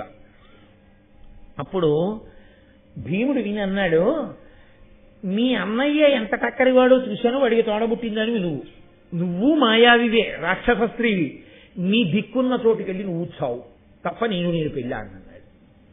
అంటే వెంటనే ధర్మరాజు గారే కదండి, అందుకే పాండురాజు గారు కోరి ముందుకన్నాడు ధర్మదేవత అనుగ్రహంతో. ఆయన అన్నాడు, వధకు అర్హుడై వచ్చిన వాణ్ణి చంపి తదియు ధర్మువా, ఇది చాలా అబల, దీనికి అలుక జనదు, ఆత్మరక్షకు అగ్గలంబు ధర్మరక్షయ ఉత్తమ ధార్మికులకు. నాయనా భీమ, ఎవరిని చంపేయాలో వాడిని చంపేశావు, బాగుంది, అది ధర్మం. ఈమె అబల, ఈమెని చంపకూడదు. పైగా నీకొకటి చెప్పనా, తనని తాను రక్షించుకోవడం కన్నా శరణాగతి చేసి వచ్చినటువంటి వారిని రక్షించడం, వారి ప్రాణములు నిలబెట్టడం పెద్ద ధర్మం. కాబట్టి ఈమెని నువ్వు చంపకూడదు అంటే ఆవిడంది, ఆ కుంతీదేవి, ఆపదయైనను ధర్మవ ప్రాపుగ రక్షింపవలయు పరమార్థము ధర్మాపాయమ ధార్మికులకు ఆపద జన్మాంతరముననుగతమగుటన్. ధర్మరాజు గారు చెప్పేటటువంటి మాటలు ఆ సందర్భానికి అన్వయమయ్యేవి కావు, అప్పటికీ ఆ సందర్భానికే అన్వయమయ్యేవి కావు, ఎప్పటికీ అన్వయమయ్యేవి. ఆయన ఎంత గొప్ప మాట అన్నాడంటే, ఆపదయైనను ధర్మువ ప్రాపుగా రక్షింపవలయు. మాయావి ఈమె అని కదా నువ్వు భయపడుతున్నావు, దానివల్ల ఆపద అని కదా. ఆపద వస్తుంది అనుకున్నా మన ధర్మాన్ని మనం నిలబెట్టుకోవాలి.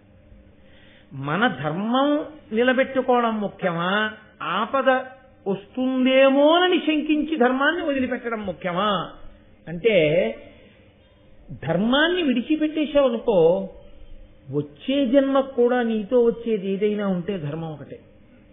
వస్తుందో రాదో అనుకున్న ఆపద ఈ జన్మలో పోతుంది, ధర్మం అంటూ ఉంటే ఆపద పోతుంది. రెండు, ఆపద అంటూ వచ్చినా ఈ జన్మలో వస్తుంది, ఈ జన్మలో పోతుంది. ధర్మము వచ్చే జన్మకి కూడా నీతో పెట్టుబడిగా వస్తుంది. కాబట్టి ధర్మాన్ని మాత్రం ఎప్పుడూ విడిచిపెట్టకూడదు.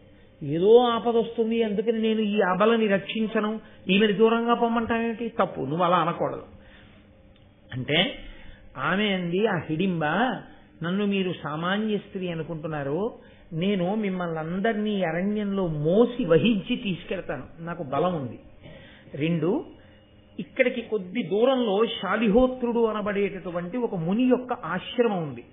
ఆయన చాలా గొప్ప తపస్వి. ఆయన తన తపోబలం చేత ఒక చెట్టుని, ఒక సరోవరాన్ని నిర్మించాడు.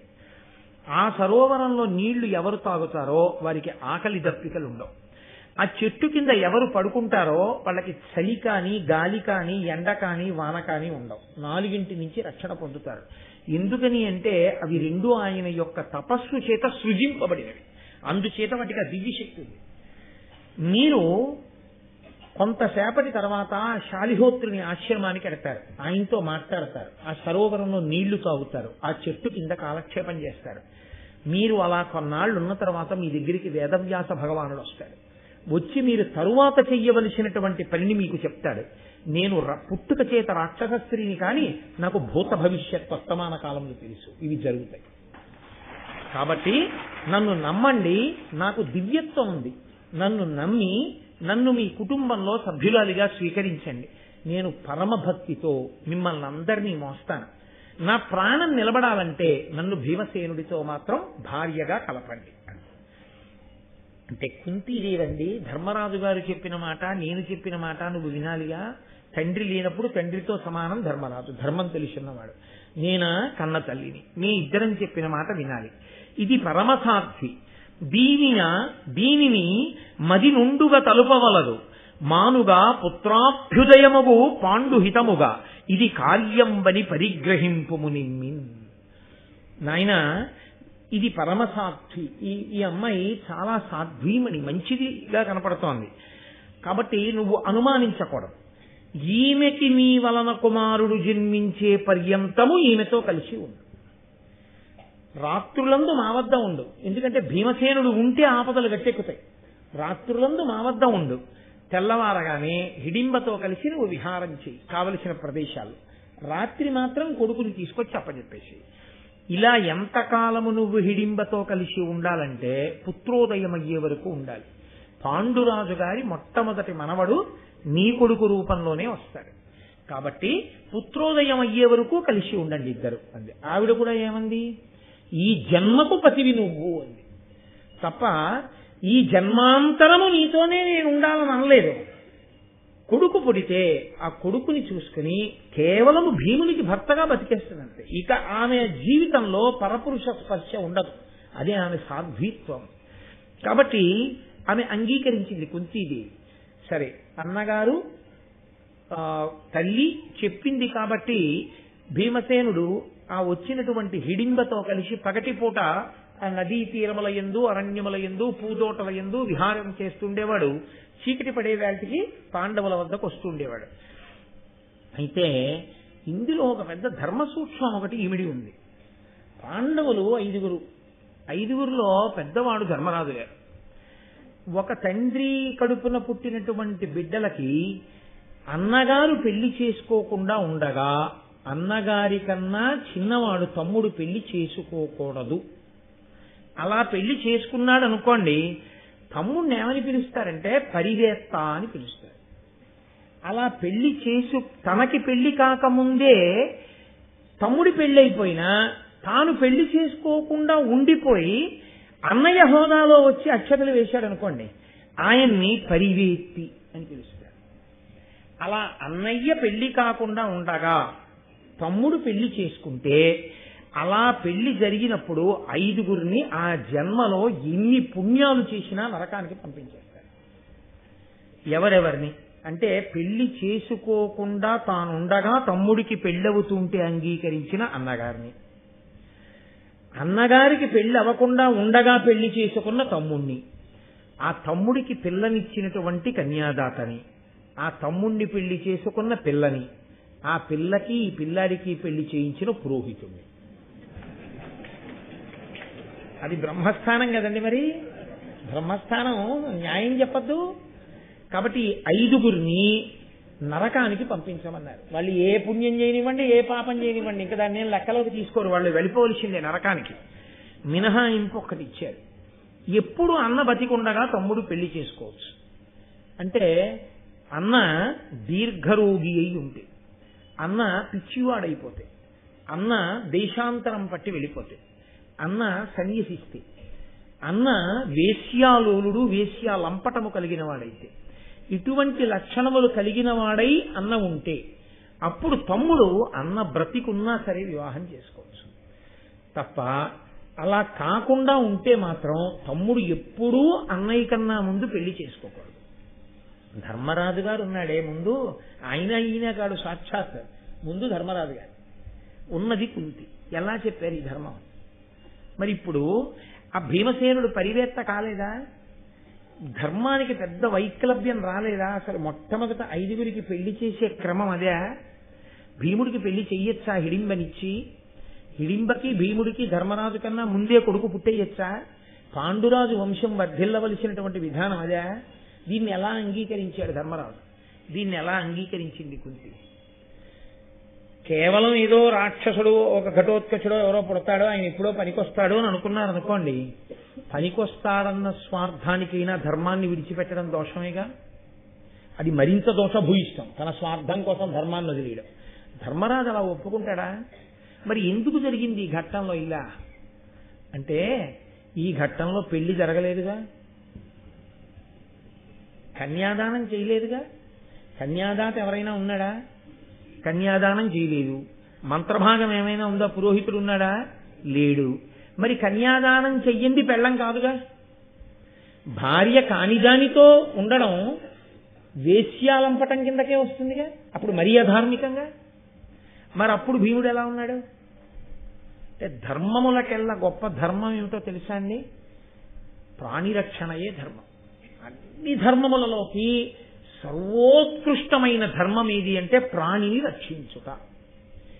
ఇన్ని విషయాలు సత్యాలు చెప్పిన హిడింబ, భూత భవిష్యత్ వర్తమాన కాలములు చెప్పిన హిడింబ, ఒక్క అబద్ధం మాట్లాడని హిడింబ భీముడితో నాకు సమాగమం కలగకపోతే నేను చనిపోతాను అని చెప్పింది. కాబట్టి అది కూడా సత్యం. ఇప్పుడు ఏ కారణం చేత భీముడి పక్కకి హిడింబని పంపకపోయినా హిడింబ మరణానికి కారణం పాండవులే అవుతారు, కుంతి అవుతుంది. అది కత్తి కొడపదా? అందుకని ప్రాణిరక్షణ కన్నా గొప్ప ధర్మం లోకంలో లేదు కాబట్టి ఆమె రక్షింపబడాలి. వివాహం అంటూ జరిగితే పరివేత్త అవుతాడు. వివాహము జరగకూడదు, ఆమె ప్రాణము రక్షింపబడాలి. కానీ ఆమె జీవిత పర్యంతము ఈయన యొక్క భర్తృత్వమును అంగీకరించి ఉండిపోతానంది కాబట్టి ఆమె ఆ తృప్తితో బతకడానికి వీలుగా ఒక కుమారుణ్ణి కనాలి. కానీ ఆమెకి పత్ని స్థానం మాత్రం ఉండదు. అంటే యజ్ఞయాగాది క్రతువులలో భీమసేనుడి పక్కన హిడింబ కూర్చోవడం అన్నది ఉండదు. ఆమె ఆ స్థానాన్ని అంగీకరించి అలా ఒడంబడడానికి సిద్ధపడింది కాబట్టి కుంతి మధ్య మార్గంగా ఆ ధర్మాన్ని ఆవిష్కరించింది. ఇది ప్రధాన ధర్మానికి వ్యతిరేకం కాదు కాబట్టి ధర్మరాజు అంగీకరించాడు. ధర్మరాజు కుంతి అంగీకరించాడు కాబట్టి భీముడు హిడింబతో విహరించాడు కాబట్టి ఘటోత్కచుడు పుట్టాడు. ఘటోత్కచుడు పుట్టగానే ఆశ్చర్యకరమైన సందర్భం ఒకటి జరిగింది. ఏం జరిగిందన్నది మీరు ఎదరా తెలుసుకుందురు కానీ. కాబట్టి ఇప్పుడు వీళ్ళు ముందుకు బయలుదేరి వెళ్ళారు. వెళ్ళిన తర్వాత ఆమె ఎలా చెప్పిందో హిడింబ, అలాగే వాళ్ళకి శాలిహోత్రుడు అనబడేటటువంటి ముని యొక్క ఆశ్రమం కనబడింది.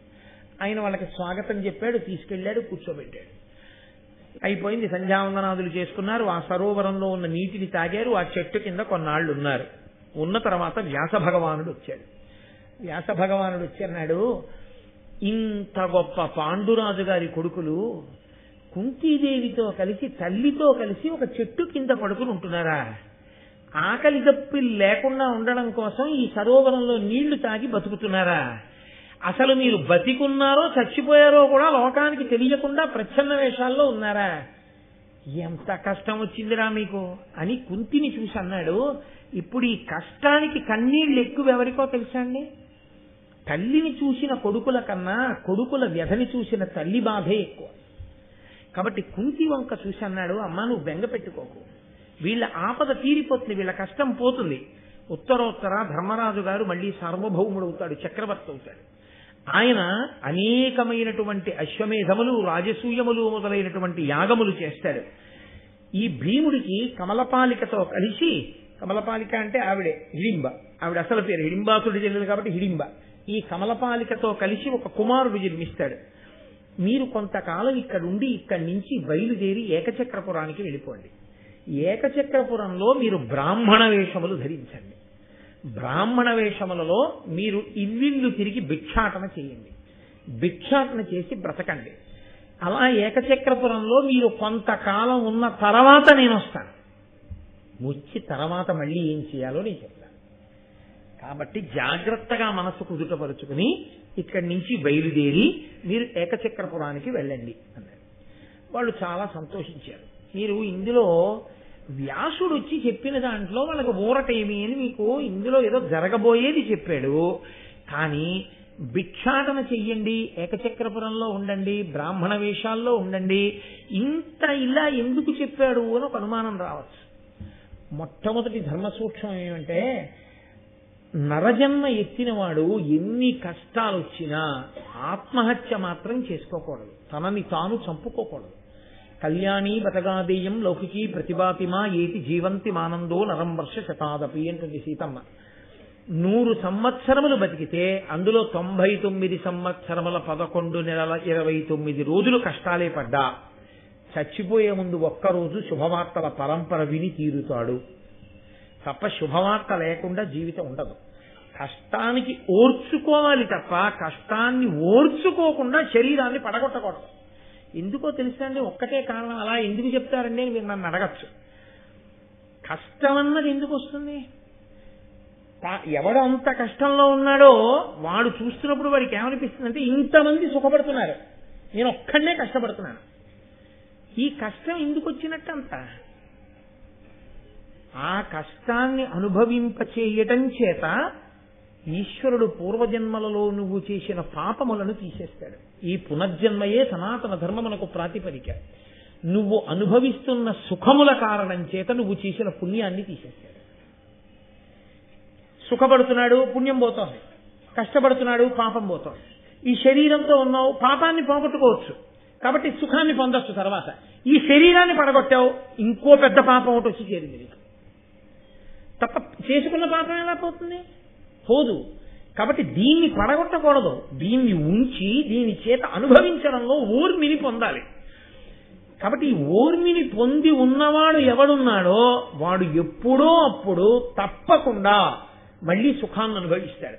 2, లోకంలో బ్రాహ్మణుడు క్షత్రియుడు వీళ్ళకి సరే ఇంకా కొంతమందితో పాటుగా యజ్ఞోపవీతం వేస్తారు. యజ్ఞోపవీతం వేశారు అంటే అర్థం ఏమిటంటే వాడు కేవలం వాడి కోసం మాత్రమే బతకవలసిన వాడు కాడు అని హెచ్చరిక. యజ్ఞోపవీతం బ్రాహ్మణుడికి ఎందుకేస్తారంటే నువ్వు భోగాలు అనుభవిస్తూ కూర్చోని కాదు, భోగం తాను అనుభవించడం తగ్గించి తాను కష్టపడి వేదాంగములను పురాణములను శాస్త్రములను ఆయన చదవాలి. చదివి ఏ ప్రయోజనాన్ని కోరకుండా లోకాన్ని ధర్మ మార్గంలో నిలబెట్టడానికి ఆయన ప్రబోధం చెయ్యాలి. అలా ప్రబోధం చెయ్యవలసిన బ్రాహ్మణుడే చచ్చిపోతే లోకానికి ఆదర్శం పోతుంది. ఆదర్శం పోతుంది కాబట్టి అవసరమైతే భిక్షాన్నం తినైనా నువ్వు బతకవలసిందే.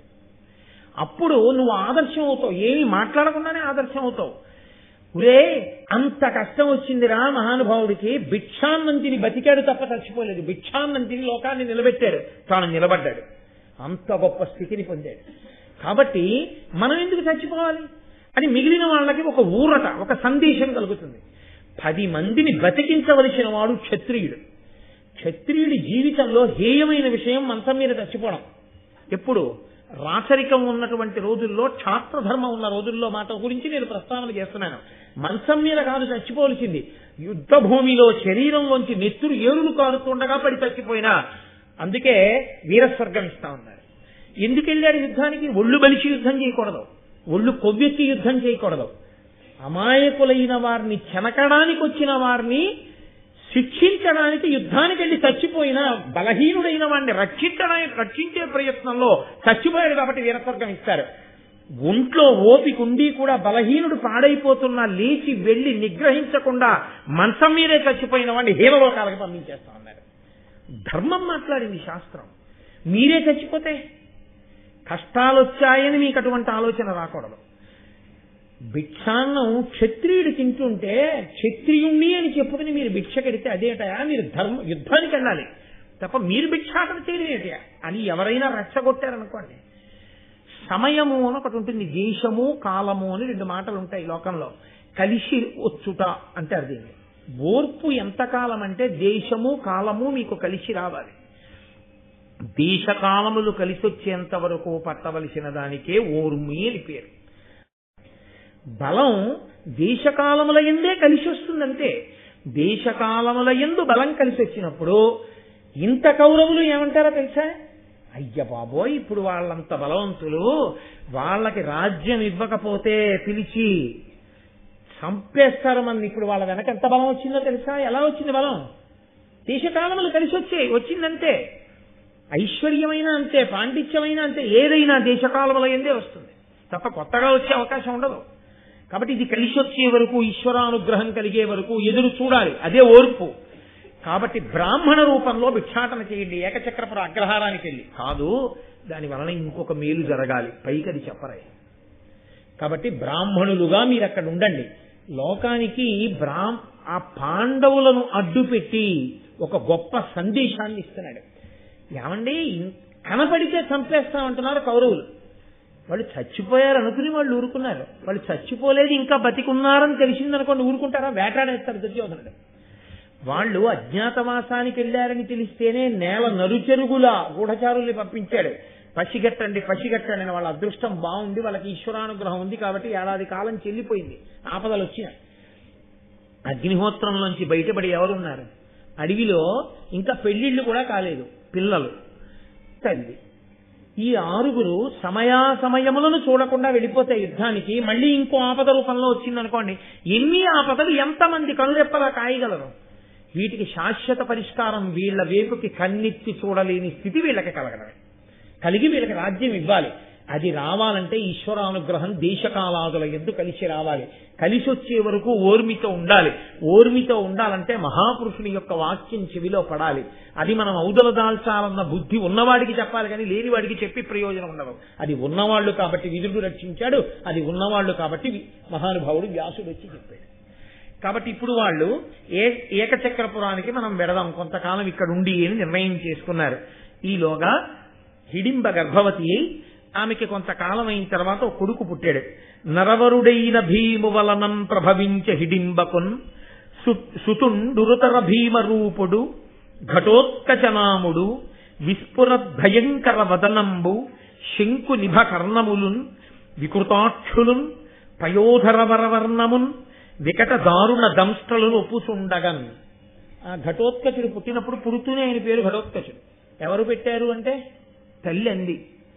ఏమిటండి ఇలా ఉన్నాడు వీడు ఘటోత్కచుడిలాగా అంది. ఘటోత్కచుడిలాగా అంటే కుండ ఎలా ఉంటుందో అటువంటి తల, అంటే వెంట్రుకలు లేని తల.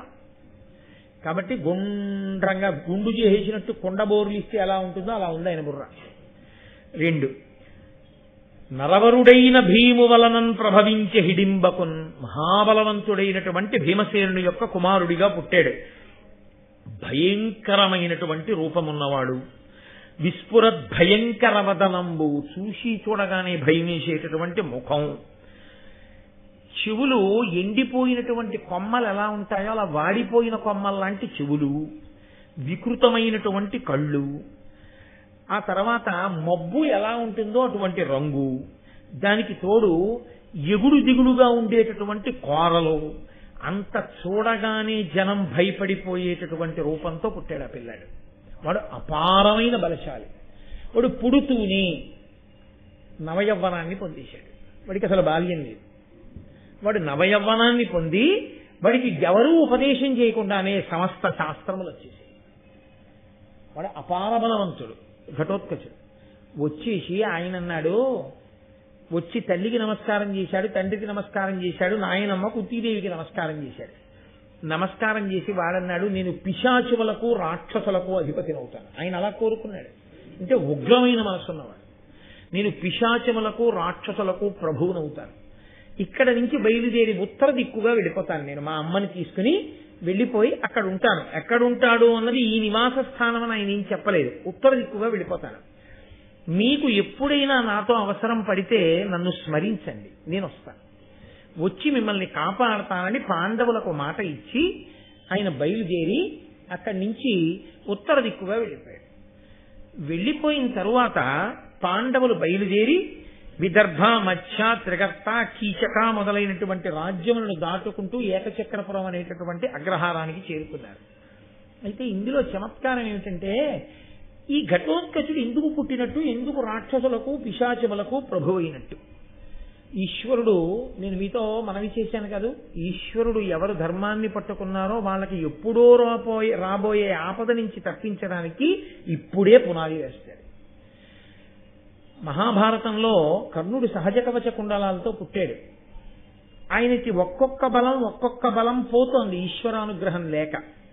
దేవేంద్రుడు బ్రాహ్మణ వేషంలో వచ్చి నీ కవచ కుండలాలు ఇమ్మన్నాడు. సూర్యుడు చెప్పాడు, తండ్రి ఇవ్వకు, ఇంద్రుడు వచ్చాడు బ్రాహ్మణ రూపంలోని. ఇంద్రుడే అయినా చెయ్యి చాపి అడిగితే ఇచ్చేస్తాను, నాకు దానకర్ణుడని బిరుదుంది, నా ధర్మం నాది, ఇస్తానంతే, కాబట్టి ఇచ్చేస్తానని ఆ కవచ కుండలములను కోసేసి ఇచ్చేశాడు. ఎంత కవచ కుండలాలు పట్టుకుపోయినా ఇంద్రుడికి బాధేసింది. ఇంత దానవీరత్వమా, చచ్చిపోతానేమోనని తెలిసి కూడా కవచ కుండలాలు ఇచ్చేశాడా?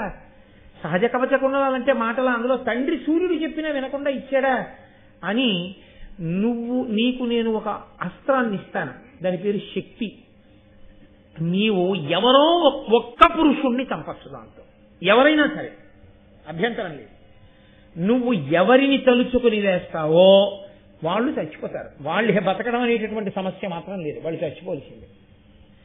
కాబట్టి ఇప్పుడు కర్ణుడు దాన్ని ఎవరి కోసం దాచాడంటే అర్జునుడి కోసం దాచాడు. అది వేసేస్తే కురుక్షేత్రంలో అర్జునుడు పడిపోవలసిందే. ఇంకా అందులో మీకు రెండో అభిప్రాయానికి తావేం లేదు, పడిపోతాడు అర్జునుడు. అర్జునుడు పడిపోతే అయిపోయినట్టే కురుక్షేత్రం. ఇంకెవరు ఆపగలిగిన వాళ్ళు? ఆపలేరు. అలాంటి సమయంలో కురుక్షేత్రంలో ఒకనకొకప్పుడు ఏమైందంటే ఈ ఘటోత్కచుడు యుద్ధానికి వచ్చాడు. వచ్చి చాలా భయంకరమైనటువంటి యుద్ధం చేశాడు. అంత భయంకరమైనటువంటి యుద్ధం చేస్తున్నటువంటి సమయంలో ఒక 2 రోజులు చేసిన తర్వాత ఒక స్థితిలో భీష్ముడు ఉండగానే ఏమైందంటే అసలు ఈ ఘటోత్కచుడు ఉండగా మనం బతుకుతామా అని అనుమానం వచ్చి పారిపోయింది సైన్యం. సూర్యాస్తమయం అయింది కాబట్టి యుద్ధం ఆగింది. ఈయన మరునాడు కర్ణుడి వెంటబడ్డాడు. కర్ణుడి గుర్రాలు చంపేసి కర్ణుడి రథాన్ని పడగొట్టేస్తే కర్ణుడు యుద్ధభూమిలోంచి పారిపోయే స్థితి వచ్చింది. ఆ కర్ణుడు అసలు ముందు నేను బతికుంటే కదా యుద్ధం, అసలు ఈ ఘటోత్కచుడు నన్ను చంపేసేటట్టున్నాడని ఎవరో ఒక పురుషుణ్ణి చంపవచ్చు అన్నాడు కదా. ముందు తన ప్రాణాలు రక్షించుకోవడానికి ఈ శక్తి అస్త్రాన్ని వేసేశాడు ఆ ఘటోత్కచుడి మీద. వెంటనే ఆ ఘటోత్కచుడు ఆకాశంలోంచి నేల మీద బోర్లా పడి చొంగ కారుస్తూ చచ్చిపోయాడు. చచ్చిపోగానే కృష్ణుడు రథం నుంచి కిందకి దూకి చిన్నపిల్లల గంతులేసి అడిచాడు. అర్జునుడు అన్నాడు, బావా ఎంతైనా ఇది అన్యాయం కదా, మాకు కొడుకు, మా వంశంలో మొట్టమొదట పుట్టినవాడు, మా కోసం ఇంత యుద్ధం చేశాడు, కర్ణుడి చేతిలో చచ్చిపోయాడు, మేమందరం ఏడుస్తున్నాం, నువ్వు ఎగిరి గంతులేసి నన్ను కౌగిలించుకుంటున్నావు, ఏమిటి దీని తాత్పర్యం అని అడిగాడు. అంటే ఆయన అన్నాడు, నేను అనవసరంగా ఎగిరి గంతులేయలేదు, నీకు కొంతే తెలుసు, నాకు అంతా తెలుసు. ఈ ఘటోత్కచుడంత యుద్ధం చేసి ఉండి ఉండకపోతే, వీడు పుట్టి ఉండకపోతే ఆ అస్త్రం నీ నిలబడుతుంది. నిన్ను ఎలా రక్షించుకోవాలనే నేను తలమునకలై ఉన్నాను. ఇదిగో ఆ ఘటోత్కచుణ్ణి అప్పుడు పుట్టించి ఈశ్వరుడు పెద్ద కృప చేశాడు. ఆ ఘటోత్కచుడు యుద్ధానికి వచ్చి కర్ణుడిని కొట్టి ఉండకపోతే కర్ణుడు శక్తిని వేయడు, శక్తిని వేశాడు కాబట్టి అయిపోయింది కదా. ఇంకా మళ్ళీ రెండో మాట వేయడానికి లేదు కాబట్టి కర్ణుడు చచ్చిపోయినట్టే. కర్ణుడు చచ్చిపోయాడు కాబట్టి కురుక్షేత్రం అయిపోయినట్టే, మీరు రాజు అయిపోయినట్టే, ఇంకా బెంగలేదు అని కృష్ణ భగవానుడంతటి వాడు అంత సంతోషించాడు. కాబట్టి ఆ ఘటోత్కచుడు పుట్టేటట్టు చేసిన వాడు పరమేశ్వరుడు. దేని కొరకు అంటే ఆయన పుట్టింది భీముడికి కొడుకు, ఆయన బతికించింది పినతండ్రి అర్జునుడు. అందుకొరకు మహానుభావుడు ఆ రాక్షసులతో పిశాచములతో ఉన్నాడు కాదు. ఎంత భీమసేనుడి కొడుకైనా అతను ఉగ్రమైన మనస్తత్వం ఉన్నవాడు, అందుకే రాక్షసులతో పిశాచములతో ఉంటాడు. వాడే బ్రతికుంటే నేనే చంపవలసింది, ఎందుకంటే వాడు ధర్మానికి హాని చేస్తాడు. అదృష్టంగా ఉండి బంధుత్వాన్ని అడ్డుపెట్టి కురుక్షేత్రానికి యుద్ధానికి వచ్చి కర్ణుడి వలన చచ్చిపోయి నిన్ను బతికించాడు. అందుకని మనం బతికిపోయాం. కాబట్టి అలాంటి ఘటోత్కచుడు ఉపకారం చేశాడని నేను గెలిచాను, తప్ప అన్నాడు. నీకు తెలిసిందండి, మాకు ఎక్కడ తెలుస్తాయిలే బావా, చాలా మంచి విషయమే, అర్జునుడు యుద్ధానికి వెళ్ళాడు, అది వేరే విషయం అనుకోండి. కాబట్టి ఆ ఘటోత్కచుడు అంత గొప్పవాడు. సరే, కొంతకాలం అయిపోయింది. ఈ పాండవులు ఏకచక్రపురానికి వెళ్ళారు, అదొక అగ్రహారం. వెళ్ళి అక్కడ ఒక విప్రుడి యొక్క గృహంలో ఉంటున్నారు. ఆ రోజుల్లో అద్దెలు బూడిద అవి ఏమి ఉండేవి కావు. ఏదో ఇంటికి అదిలి వచ్చారు, ఏదో కొన్నాళ్ళు ఉంటారు, పాపం తల్లి పిల్లలుట. ఓ బ్రాహ్మణులు 5 వాళ్ళు బ్రాహ్మణ వేషాలతో ఉన్నారు, 5 బ్రాహ్మణ వటువులు, పైగానేమో తల్లి. ఏదో కొన్నాళ్ళు ఉంటారట అగ్రహారంలో. ఓ బ్రాహ్మణుడు వాళ్ళ ఇంట్లో కాస్త చోటిచ్చాడు, ఉండండి అమ్మా అన్నాడు. వాళ్ళు ఉంటున్నారు. లలిత జటాజిన కుశ వల్కధరులై వేదమొప్పగా చదువుచు ఇమ్ముల బ్రహ్మచారి వృత్తిని వెలయగా అందుండి ఒక్క విప్రగృహమునన్. ఈ పాండవులు 5 కుంతి కూడా ప్రతిరోజు భిక్షాటన చేస్తున్నారు. ఎవరండి? ఏ సామాన్యమైన వ్యక్తులా? ఏ వెయిటింగ్ లిస్ట్ కన్ఫర్మ్ అవ్వకపోతే ఉపద్రవం వచ్చిందంటాడు. ఓ రోజు 2 గంటలు కరెంటు పోతే అయ్యి బాబాయ్ చచ్చిపోతున్నారండి. మిక్సీ ఇంట్లో పాడైపోతే చచ్చిపోయామంటాడు. సిలిండర్ అయిపోతే చచ్చిపోయామంటాడు. ఏదో ఆఫీస్కి వెడదాం అనుకునే వేళకి మోటార్ సైకిల్ టైర్ పంచర్ అయి కనపడితే చచ్చిపోయామంటాడు. రోజు ఎన్ని మాటలు చచ్చిపోతాడు. అక్క చిన్న చిన్న చిన్న చిన్న చెన్న కనపడకపోతే చచ్చిపోయాం, అన్నిటికీ చచ్చిపోయాం, పక్కవాడి చచ్చిపో. ఎంత కష్టాన్ని ఓర్చుకుని వాళ్ళు బతికారు. సీతమ్మ తల్లి కన్నా కష్టపడ్డావా, పాండవుల కన్నా కష్టపడ్డావా? ఏం నీ కష్టం? అయిందానికి కాందానికి ఇంకా కనపడ్డవాడికల్లా అయ్యా నాకు ఇది ఒక్కటి ఉందండి, గట్టెక్కాలి ఎలా అయినా, మీరు ఏదోటి చెబుదురు, అదే పనిగా. అందుక నీ కష్టాన్ని ఓర్చుకుని పాపాన్ని పోగొట్టుకునే ప్రయత్నం చేయాలి, కానీ ఇంక ఎప్పుడూ సుఖమే. దాని అసాధ్యం కూడా, దానికి అంతమేమైనా ఉంటుందా లోకంలో? ఒబామా పిలిచి అమెరికా అధ్యక్ష పదవి రాసి ఇచ్చేసినా ఆయన కోటి ఇవ్వలేదు నడుస్తాడు. అంతే ఉంటుందండి దానికి. ఎందరికో ఎన్నో లేనిది ఈశ్వరుడు నాకు ఇచ్చాడు అన్ననాడు నీకు తృప్తి. కళ్ళు లేని వాళ్ళు ఉన్నారు, నీకు కళ్ళు ఉన్నాయి. అసలు వినపడని వాళ్ళు ఉన్నారు, నీకు వినపడుతుంది. అసలు పాపం నోరు విప్పి మాట్లాడలేని వాళ్ళు ఉన్నారు, నీకు నోరుంది, చక్కగా మాట్లాడగలవు. ఏమి నువ్వు ఎంత ఐశ్వర్య సంపన్నుడు ఆలోచించు. ఈశ్వరుడు నీ పట్ల ఎంత ఉదారుడై ఉన్నాడు. నీకు మధురమైన శబ్దములన్నీ వినపడతాయి. ఓ వీణ కచేరీకి ఎడతావు, చక్కగా నాట్యం చూస్తావు, నీ పక్క వాళ్ళతో భావాలు పంచుకుంటావు, నీకు బాధ కలిగితే చెప్తావు. అంతవరకు ఎందుకండి? ఒంట్లో బాగులేకపోతే ఓ డాక్టర్ గారి దగ్గరికి వెళ్ళి మన ఒంట్లో ఎందుకు బాగులేదో ఏది బాగులేదో మనం చెప్తాం. ఒక మూగివాడి పరిస్థితి, మూగి చెవుడు కూడా ఉంటాయి, రెండు అక్క చెల్లెళ్ళ కొంతమందికి. వాళ్ళ పరిస్థితి అవతల వారు చెప్పింది వినపడదు, ఈయన చెప్పలేడు. ఎంత కష్టం.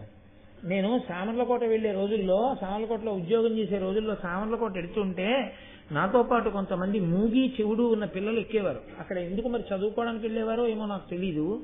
వాళ్ళు సామర్లకోటకి టికెట్ ఇవ్వండి అని అడగాలి. వాళ్ళకి ఎలా చెప్తారు? సామర్లకోటకి టికెట్ ఇవ్వండి అని చెప్పలేక కండక్టర్ వచ్చి ఎక్కడికి అంటే అనేవారు వాళ్ళు. అంటే కాకినాడకి రైళ్లు రావుగా, అంటే ఎక్కువ రైళ్లు రావుగా. సామర్లకోట అంటే రైల్వే స్టేషన్ ఉంది, అందుకని సామర్లకోట అనేవాడు. ఆ పెదవుల కదలికని బట్టి అనేవాడు. అంటే పాపం ఎన్ని అని ఇలా అనేవాడు. అతను ఎవరెవరు అని చూపించేవాడు. మరి ఇతను మావాడు కాదు. అది దేన్ని బట్టో తెలుసా అండి? వినపడి కాదు, పెదవుల కదలికని బట్టి చూస్తూ తను జవాబు చెప్పాడు. అది ఎంత కష్టమో మీరు ఆలోచించండి. నిజంగా జీవితంలో మనం అనుభవిస్తున్న సుఖంతో పోలిస్తే వాళ్ళు అనుభవిస్తున్నది ఏ పాటండి? వాళ్ళు ఏమనుభవిస్తున్నారు? ఓ కళ్ళు లేనివాడు ఏమనుభవిస్తున్నాడు? వాళ్ళతో పోలిస్తే ఈశ్వరుడు మనకెంత అభ్యున్నతినిచ్చాడు. నీకు కళ్ళిచ్చాడు, చెవులిచ్చాడు, నోరిచ్చాడు, ఓ మంచి ఉద్యోగం ఇచ్చాడు, ఆ ఉద్యోగం చెయ్యడానికి కావలసిన శక్తినిచ్చాడు, నెలకి చక్కగా బెళ్ళకుడు వల్లే ఓ 25,000 30,000 జీతం ఇస్తున్నాడు, శుభ్రంగా తిన్నది జీర్ణమయ్యేట్టు చేస్తున్నాడు. సాయంకాలం 1 గంటన్నర సేపు పరమేశ్వరుడు గురించి చెప్పడానికి నీకు ఒళ్ళు నెప్పా. ఎందుకు చెప్పలేవు? ఈశ్వరుడు కూడా నీ కృతజ్ఞత చూసి ఏదో ఒకటి ఉపసంహారం చేస్తే, ఈశ్వరుడు ఏమిచ్చాడు అన్నది ఆలోచించిన నాడు ఎంతో తృప్తిగా ఉంటుంది. ఈశ్వరుడు నాకు ఇంకా ఏదో ఇవ్వలేదని ఏడిచిన నాడు నీ ఏడుపుకు అంతు లేదు. ఎవడు ఎన్ని తెచ్చిచ్చినా నీకు తృప్తి లేదు. తృప్తి అన్నది మానసిక భావన. ఉన్నవాడు ఇంతకన్నా ఏం ఉండాలండి, నాకేం లేదంటాడు. అన్నీ ఉన్నా నాకు ఇంకా లేదండి అని ఏడిచేవాడు లేదని ఏడుస్తూనే ఉంటాడు. అది ఆ భావన చేత ఆ తృప్తిని పొంది ఈశ్వరానికి నాకేమి ఇవ్వలేదయ్యా అన్నారనుకోండి, ఆయన ఎంతో సంతోషిస్తాడు. అసలు ఎప్పుడూ నాకు ఇంకా ఇది లేదుగా అంటున్నారనుకోండి, వాడు వస్తున్నాడంటే భయపడిపోతాడు. ఇప్పుడు నాన్నగారు ఉన్నారు, కన్నారు, పెంచారు, పెద్ద చేశారు, చదువు చెప్పించారు, ఏదో 2 రోజులు అలా వెడదాం కదా అని కొడుకింటికి వెళ్ళారు. ఇంకా కాళ్ళు పడుతూ నాన్నగారండి వీలునామా ఎప్పుడు రాస్తారండి, వీలునామా ఎప్పుడు. వాడికి ఎలా ఉంటుంది? ఆ తండ్రికి ఇస్తాడుగా అది కూడాను. కాళ్ళు పట్టి వీలునామాయా? పూజ చేసినప్పుడల్లా దిక్కుమాలిన కోరికే. వాడు ఇచ్చిన వాడికి కృతజ్ఞత ఏది? ఈశ్వరాను నాకు ఇన్ని ఇచ్చావు, నేను నీకు ఏమి ఇవ్వగలను అని ఒక్కనాడు కన్నుల నీరు పెట్టుకుని ఒక్క స్తోత్రం చేసి నీ ఆనందాన్ని, నీ తృప్తిని పరమేశ్వరుడి దగ్గర ఆవిష్కరిస్తే, నేను ఇంత ఇస్తే అంతని పొంగిపోతున్నావా నాన్న అని నువ్వు అడగకుండా నీకు ఇస్తాడు. ఎన్ని ఇచ్చినా నాకు ఇంకా లేదండి అదే ఏడిచిన వాడిని చూసి ఈశ్వరుడికి అంత అసహ్యం వేస్తుందండి. ఇంకా ఆయన కాబట్టి ఊరుకుంటున్నాడు, నాలాంటి ధూర్తుడైతే. కాబట్టి ఆ తృప్తి చాలా ప్రధానం. మహాభారతంలో దేనికి మహానుభావుడు ఋషితుల్యుడైన నన్నయ్య గారు ఇస్తున్నారంటే, లేదని ఏడవకు, కష్టాన్ని ఓర్చుకోవడంలో పాండవులు భిక్షాటన చేశారు. నీకంత కష్టమేం రాలేదు కానీ మేము బెత్తం ఎత్తుకోవట్లేదుగా, ఎక్కడికి వెళ్ళి నువ్వెందుకంత బెంగెట్టేసుకుంటావు? వాళ్ళ కష్టాన్ని తలుచుకుని అంతంత మహాశక్తివంతులు అంతగా దేశకాలములందు ఒదగడం నేర్చుకో. దేశకాలములు తెలియని బతుకు బతకకు, ఆ ఓర్పు లేని బతుకు బతకకు, అసహ్యకరమైన బతుకది, 10 మందికి బరువుగా ఉంటావు అని కాబట్టి ధృతి చదువుచు భిక్షార్థము ప్రతిగృహమున కరుగుచున్న భవ్యుల మౌనవ్రతులం తృప్తులు చేసిరి సతతము అందుల గృహస్థ సద్విజులు దయన్. అక్కడ ఉండేటటువంటి బ్రాహ్మణులందరూ దయతో ఆ వేదం చదువుకుంటూ మౌనంగా అందరి ఇళ్ల ముందుకి వచ్చి ఆ జోలి పడుతున్నటువంటి ఆ పాండుకుమారుల్ని చూసి బ్రాహ్మణులే అనుకుని వాళ్ళకి సమృద్ధిగా భిక్షాన్నం పెట్టి ఆదరిస్తూ ఉండేవారు. వీళ్ళు ప్రతిరోజు వీళ్ళు చేసే పని ఏమిటంటే ఈ 5 భిక్షాటన చేస్తారు, లేదా ఒక్కొక్కసారి 4 పెడతారు, 3 పెడతారు, ఆ సందర్భాన్ని బట్టి పెడతారు. వెళ్లి తెచ్చినటువంటి భిక్షాన్నాన్ని ఎవ్వరూ ఏమీ తినరు, పట్టుకెళ్ళి అమ్మకి ఇచ్చేస్తారు. అది వాళ్ళ ధర్మం. అమ్మ పదార్థాన్ని అంతటినీ ఓ విస్తట్లో వేసి సగం చేస్తుంది. ఈ సగాన్ని భీముడికి పెడుతుంది. ఎందుకంటే ఆయన శరీర బలం అటువంటిది, ఆయన ఆకలి అటువంటిది. సగం భీముడికి పెడుతుంది. మిగిలిన సగం 4 భాగాలు చేసి ధర్మరాజుకి, అర్జునుడికి, నకులుడికి, సహదేవుడికి పెడుతుంది. వాళ్ళ ప్రేమ ఎటువంటిదంటే రోజు సగం భీముడు తినేస్తున్నాడు అందరూ, సగం తినాలి భీముడని కోరుకుంటారు. అని వాళ్ళు భీముడు తింటుంటే అయ్యో పాపం ఇంతే తింటున్నాడు, నిజంగా ఎంత తినవలసిన వాడు, ఎంత ఆకలి ఉన్నవాడు, ఏమిటో ప్రారంధం మనం భిక్షాటన చేసి తెచ్చి ఇంతే పెట్టగలుగుతున్నామని బాధపడతారు. అంత ప్రేమ కలిగిన అన్నదమ్ములు వాళ్ళు. కాబట్టి అలా తింటున్నారు. ఒక రోజున భీముడు ఇంట్లో ఉన్నాడు, మిగిలిన 4 భిక్షాటనకి వెళ్ళారు. అకస్మాత్తుగా ఆ ఇంట్లో ఏ ఇంట్లో ఉంటున్నారో ఆ బ్రాహ్మణుడు, బ్రాహ్మణి అంటే ఆయన భార్య, వాళ్ళు పెద్ద పెట్టును ఏడుస్తున్నారు, పిల్లలు కూడా ఏడుస్తున్నారు. అది విని భీమునితో కుంతి అంది, ఇందు సుఖముండితిమి ఎరులెరుగకుండా నేనొకో ఇప్పుడు ఈ విప్రునింట ఆర్తరవము వీతించే దీని నారసి ఎరుందవలయు తత్ప్రతీకారంబు వలయు చేయ. మనం ఇన్నాళ్ళు ఈ బ్రాహ్మణుడి ఇంట్లో ఉంటున్నాం, హాయిగా సుఖంగా కాలం గడిచిపోతోంది. మనం ఎవరికీ తెలియకుండా రోజులు వెళ్ళిపోతున్నాయి. ప్రస్తుతానికి అదే పెద్ద సుఖం. ఇంత ఉపకారం చేశాడు మనకి ఈ బ్రాహ్మణుడు. ఎందుకో ఇవాళ ఈ బ్రాహ్మణుడు ఇంట్లో అందరూ ఏడుస్తున్నారు, ఆర్తనాదాలు చేస్తున్నారు. మనం ఇంత ఉపకారం పొందిన వాళ్ళకి ఏ ఆపదొచ్చిందో కనుక్కుని ఆపద తీర్చడం అన్నది మర్యాద, అది చెయ్యవలసిన విధి. కాబట్టి నాయన అది ఏమిటో నేను కనుక్కొస్తాను, ఒక్కసారి పెడతానండి. వెళ్ళి ఆవిడంది, కృతమెరుగుట పుణ్యము సమ్మతి దానికి సమము సేత మధ్యము మరి తత్కృతమున కగ్గలముగా సత్కృతి సేయుట ఉత్తమంబు కృతబుద్ధులకు. ఎవరో నీకు ఉపకారం చేశారు, మహానుభావుడు ఉపకారం చేశాడు, ఆయన ఆ ఉపకారం చేయబట్టి ఆ రోజున నేను ఏమీ ఇబ్బంది లేకుండా సంతోషంగా కాలం గడిపేశాను అని స్మరించడమే పుణ్యం. తప్ప వాడి మొహం ఏదో వాడు ఇచ్చాడు కానండి మళ్ళీ నా దగ్గర నుంచి ఏదో ఎక్స్పెక్ట్ చేస్తూ ఉంటుంటాడు, చేశాడు తప్ప లేకపోతే వాడు చేస్తాడా? అదే పాపం. ఎదుటివాడు నీకు ఏ ఉపకారం చేశాడో ఆ ఉపకారమును గుర్తెరుగుటయే పుణ్యము అని పేరు. కాబట్టి పుణ్యము చేయుట అంటే ఏదో కాదు, మీకు ఎక్కడ ఏ ఉపకారం దొరికినా ఆ ఉపకారాన్ని స్మరించడం ఉందే దానికే పుణ్యము అని పేరు.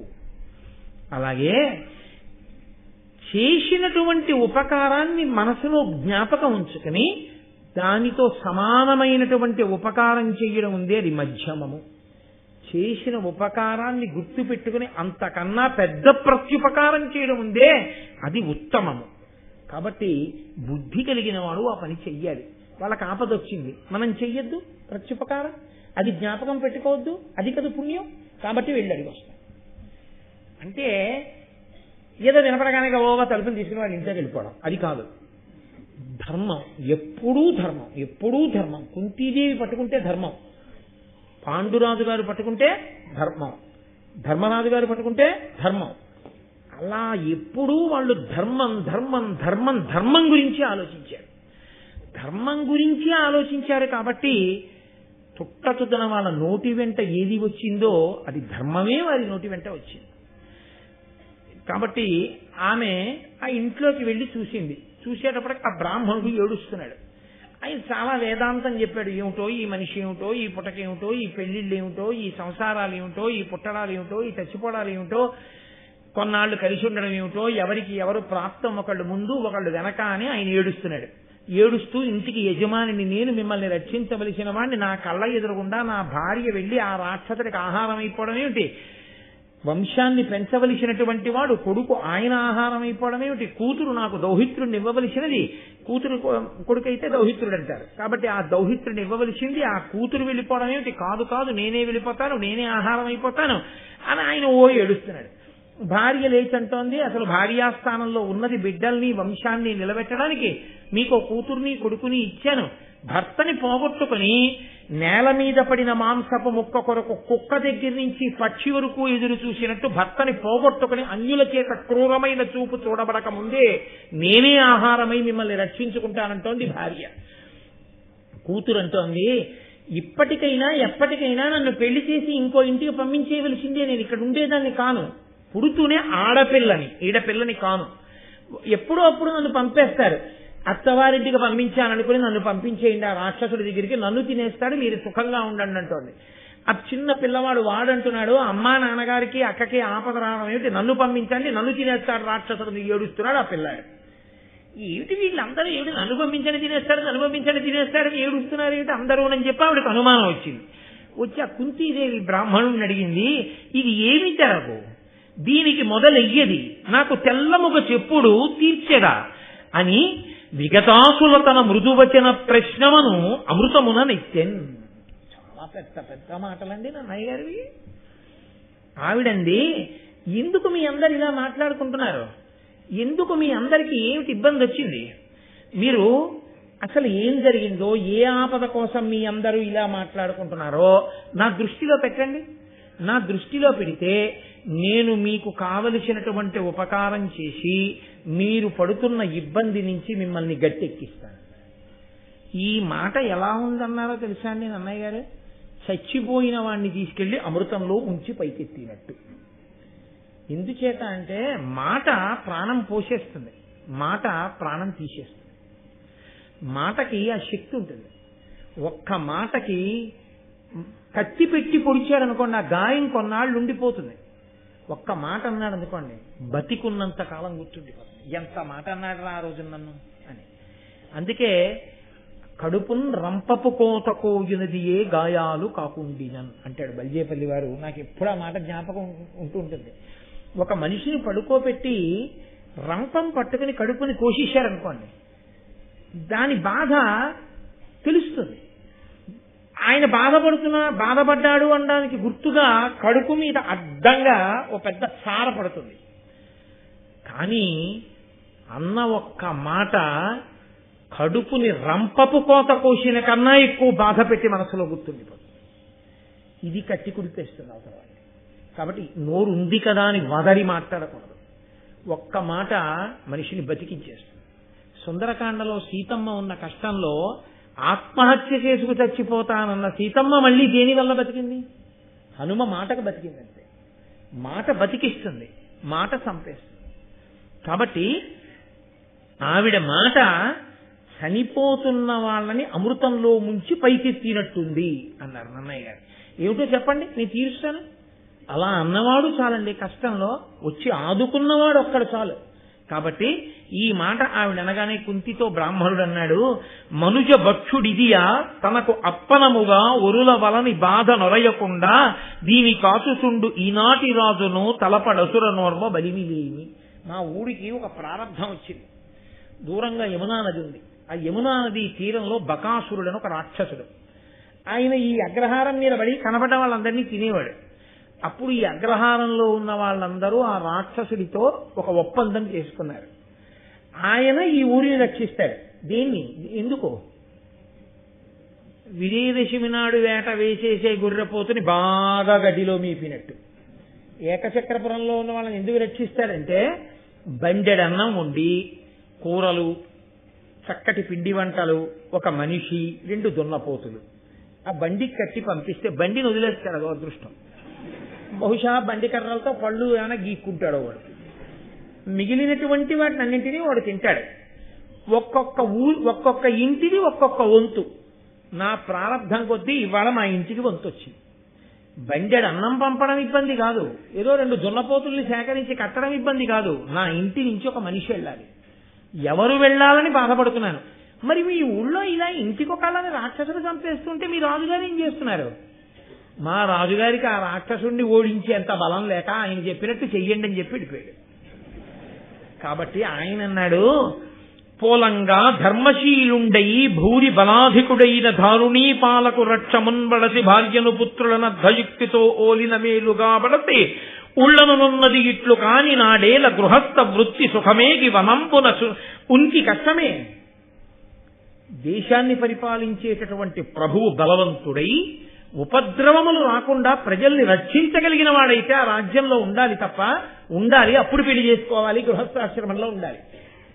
ఆ ఊళ్ళో ఉండే ప్రభు ఎవరిని రక్షించలేని వాడైతే అలాంటి చోట పెళ్లి చేసుకుని ఉంటే మాత్రం సుఖమేంటి? ఏ రోజు ఎవరిని ఎత్తుకుపోతారో ఏమైపోతుందో తెలియదు. కాబట్టి బలమైన రాజు లేకపోవడం వల్ల ఈ ప్రారంధం అంతా వచ్చింది. కాబట్టి ఒకరిని అనుకుని ప్రయోజనం ఏముంది? ఇప్పుడు జరగవలసిన కార్యం జరగవలసిందే, కాబట్టి నేను వెళ్ళవలసిందే అంటే కుంతీదేవంది, మీరు కంగారు పడకండి, మా అబ్బాయిని పంపిస్తాను. ఆయన హడిలిపాడు, ఉలిక్కి పడ్డాడు. ధర్మం అన్న మాటకు అర్థం అదండి. ఇప్పుడున్న రోజుల్లో అయితే చాలా థ్యాంక్స్ అండి. ఆయన అలా అనలేదు.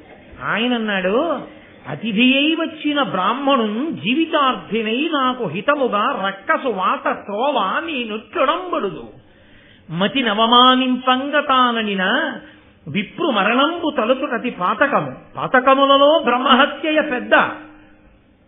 ఆయన అన్నాడు, నా ఇంటికి అతిథిగా వచ్చారు మీరు, నా ఇంటికి అతిథిగా వచ్చి ఉన్నటువంటి బ్రాహ్మణులు మీరు. అటువంటి వాళ్ళని నేను ఎలా పంపించేస్తాను ఇక్కడి నుంచి? పంపించి రాక్షసుడికి ఆహారం అయిపోమని చెప్పనా? మా ఇంట్లో ఉన్న బ్రాహ్మణుడు నా ప్రాణం కోసమని తన ప్రాణం వదిలేస్తే ఆ బ్రహ్మహత్యా పాతకం నన్ను చుట్టుకోదా? అంతకన్నా నీ చచ్చిపోవడం మంచిది తప్ప నేను ఇటువంటి పాతకాన్ని మాత్రం అంత కాగను. ధృతిశడి వేజడు వాణిని అతిథిని అభ్యాగతుని భయస్థుని శరణాగతు సంపంగ ఒడబడు దుర్మతి ఇహముం పరముం కలది మతి పరికింపన్. శాస్త్రం ధృతిశడి వేజడు వాణిని, ధైర్యం పోయి అయ్యా నన్నేం చేయకండి నన్నేం చేయకండి అని వేడుకుంటున్న వాడిని చంపకూడదు. అతిథిని చంపకూడదు. అతిథి అని ఎవరినంటారంటే మరునాడు సూర్యోదయానికి తిథి మారుతుంది. ఎప్పుడును మనకి దైవ కార్యానికి ఏమిటంటే సూర్యోదయానికి ఉన్న తిథి ఒక తిథి వరకే ఉండేవాడిని అతిథి అంటారు. అంటే మళ్లీ తిరిగి ఆయన ఉండడం. విధినాడు వచ్చాడనుకోండి, తదినాడు వెళ్ళిపోతాడు. ఆయన అతిథి అంటారు. అంటే వచ్చి 5 ఏళ్ళు ఉన్నవాడిని అతిథి అంటారు.